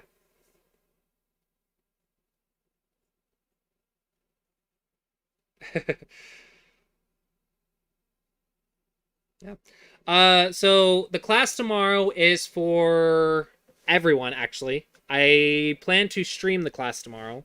This month, the class lectures will be free. But in the future will be, I think that's the $25 only tier, $25 and above tier. But the theme for this month is 3-3s, 3-3 invasions. So depending on if single-digit queues show up or double-digit queues show up, I'm going to adjust what I talk about a little bit. But I'm going to focus on the life and death of the 3-3 and variations of the 3-3. And then see where that takes us. And maybe like ask for examples on applications. And ask people and be able to answer a lot of questions about how the 3-3 works. And I'll even pull out my little AI book that I got. It will be on Discord. The VODs will be posted on YouTube and Patreon, but in the future, only Patreon and supporters chat. I'll post it in supporters chat. It's unlisted. Just as long as people don't start sharing the link, the private link, I'll post it on Patreon and supporters chat. But yeah, the classes will be once a week, and mostly the way I'm thinking about doing is picking a theme for the month, and then trying to find ways to help you guys understand that subject. So basically figuring out tips and tricks about it, and letting you guys ask me questions about it so I can try to figure out what you don't understand, and then try to help you understand it. Is what I'm hoping to do with it. I've been watching Insong's lectures, and while I really like his stuff, I am, one, not as knowledgeable as he is about stuff. And two, I think that's really high level, and I want to like adjust it to the level of people who show up. And I really want to make sure that I'm helping you guys improve at whatever subject that we talk about. Yeah, ask that tomorrow. Like, that's going to be a great, like, the class will be a great time to ask questions like that. Like, the theme for this month is going to be 3-3.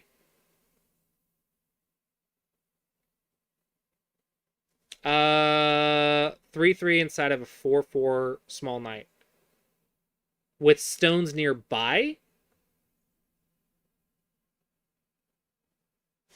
You mean like that one, but there's other stuff? I can tell you the Joseki here, but I cannot tell you what happens with other stuff without seeing the other stuff. Does that make sense? So I can answer this question, but if other stuff is relevant, I need examples.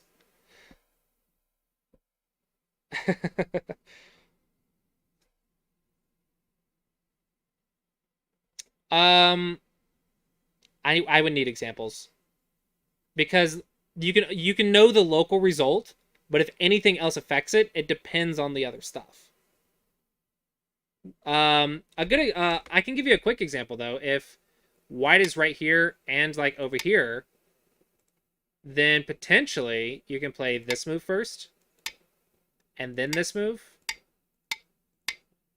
and ta-da! You have some interesting shapes. And I believe this is alive. I am wrong. Hold on. Let me see if I can remember this. Oh, it's here first and then here. I'm stupid.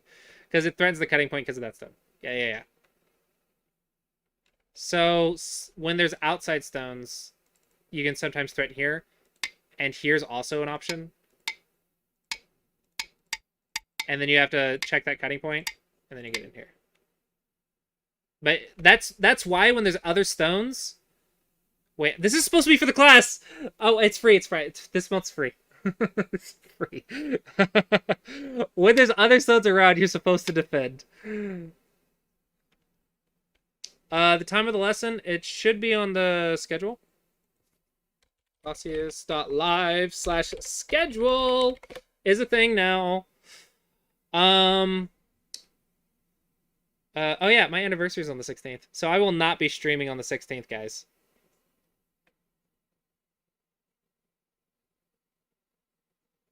Oh, that's unfortunate. I like the thing to be, I like it to be better. I just go to believe the lie, okay? I just want to believe the lie. So 5 p.m. my time. So right now, tomorrow is the class. I will be streaming it to both YouTube and Twitch.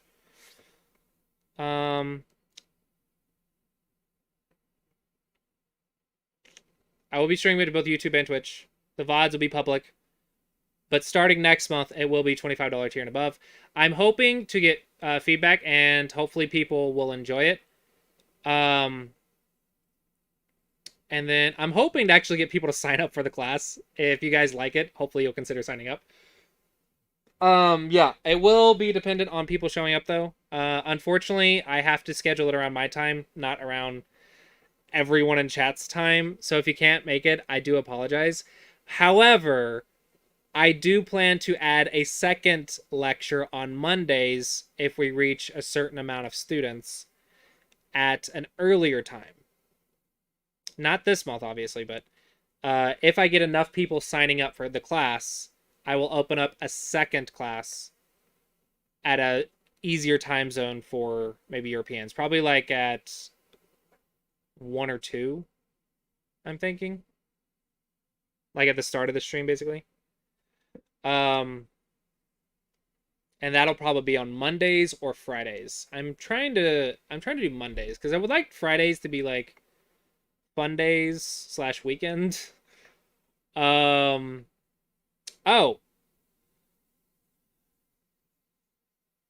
Loyalty points come from Streamlabs. So Streamlabs should be giving points to YouTube, I hope, but if you're watching on Twitch, then you get the points through Streamlabs. And it's just the points command. YouTube might get points, but you'd have to check on the website. And then, of course, if you have points in the other channel, you can let me know. Just message me on Discord, and I will transfer the points for you. Interesting stuff this month for those who haven't seen the calendar. The 11th, I'm doing this another simul. I didn't do it last month, but I had like 2 shots to get, okay? I was not doing it. So on the 11th is the simul for supporters. And on the 25th, I'm going to do a DDK day. This will be more like an outreach event. It'll be free reviews for like 2 or 3 hours for double-digit Q players. And I'm going to try to promote that on OGS and YouTube. Yeah, Radnor. I'm happy to transfer that for you if you want. Since you're a mod, you can technically do it yourself, but if you abuse it, I will, like, take away all your points. But as a mod, you can actually just just give yourself points, and then just spend it on the other channel. So you can literally do it for yourself now. It's just the add points command. Only mods can do that. But do not give yourself points, because you can actually buy lessons with these things. So, why not rename the old channel instead of making a new one? Because the name isn't the problem. It's the affiliate agreement. I'm not allowed to multi-stream on Clausius. It's an agreement that I signed and kind of regret signing, and I don't want to put the effort in to turn it off. I can't just turn it off. I have to go through a whole process. If you want commands, go to Clausius.live. And up at the top right, you should see the CloudBot. I think it's just /CloudBot, but yeah, Twitch chat commands. Okay, yeah, it's Twitch-chat-commands, but just Clausius.live, click on the hamburger, Twitch chat commands.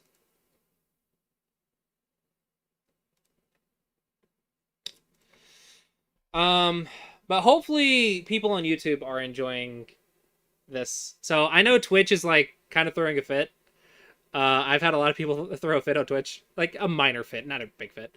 But we've been able to include the YouTube audience, and I think some people have actually been able to watch. So we have actually gotten some new viewers, thanks to being able to stream on YouTube.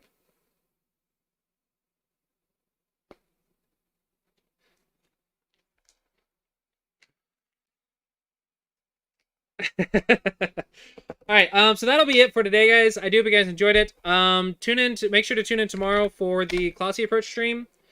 That'll be at 2 p.m. My time is right over there. Right there is my actual local time.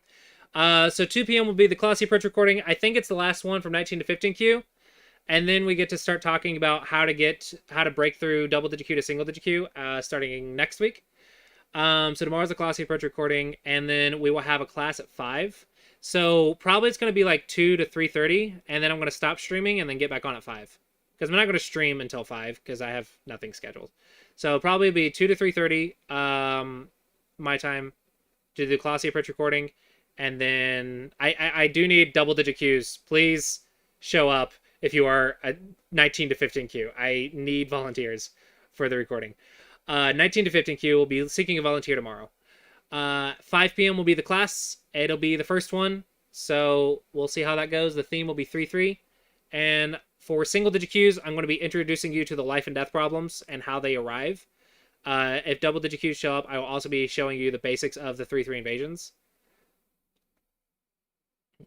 And yeah, we'll be single-digit Q the end of next, in August.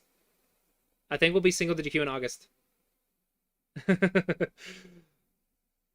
2 months. 2 months, guys, and we're going to be breaking into single-digit Q. And then the Classy Approach to single-digit Q will begin. And I basically going to be start beating up chat over and over until you guys, understand how do I beat you up. I think a lot of people are looking forward to the Classy Approach at single-digit Q. All right, so that'll be it for today, guys. If anyone's interested in the schedule, it's just clausius.live/schedule. The website I've tried to keep everything on the website, everything that you need to find: Patreon, Discord, chat commands, donations, merch, YouTube. The YouTube link apparently doesn't work. Yeah, it does.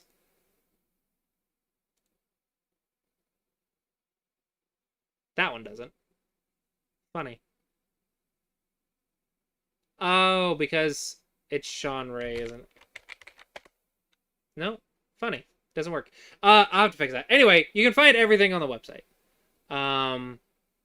And yeah, if anyone has any suggestions or anything that they want me to improve on to help make your guys' experience better, let me know. Yeah, thanks for watching, guys. Hope you guys enjoyed, and I look forward to seeing you guys next time. And be sure to stick around because we're going to raid somebody on Twitch. I don't have a raid button on YouTube, unfortunately. But yeah, hopefully see you guys next time.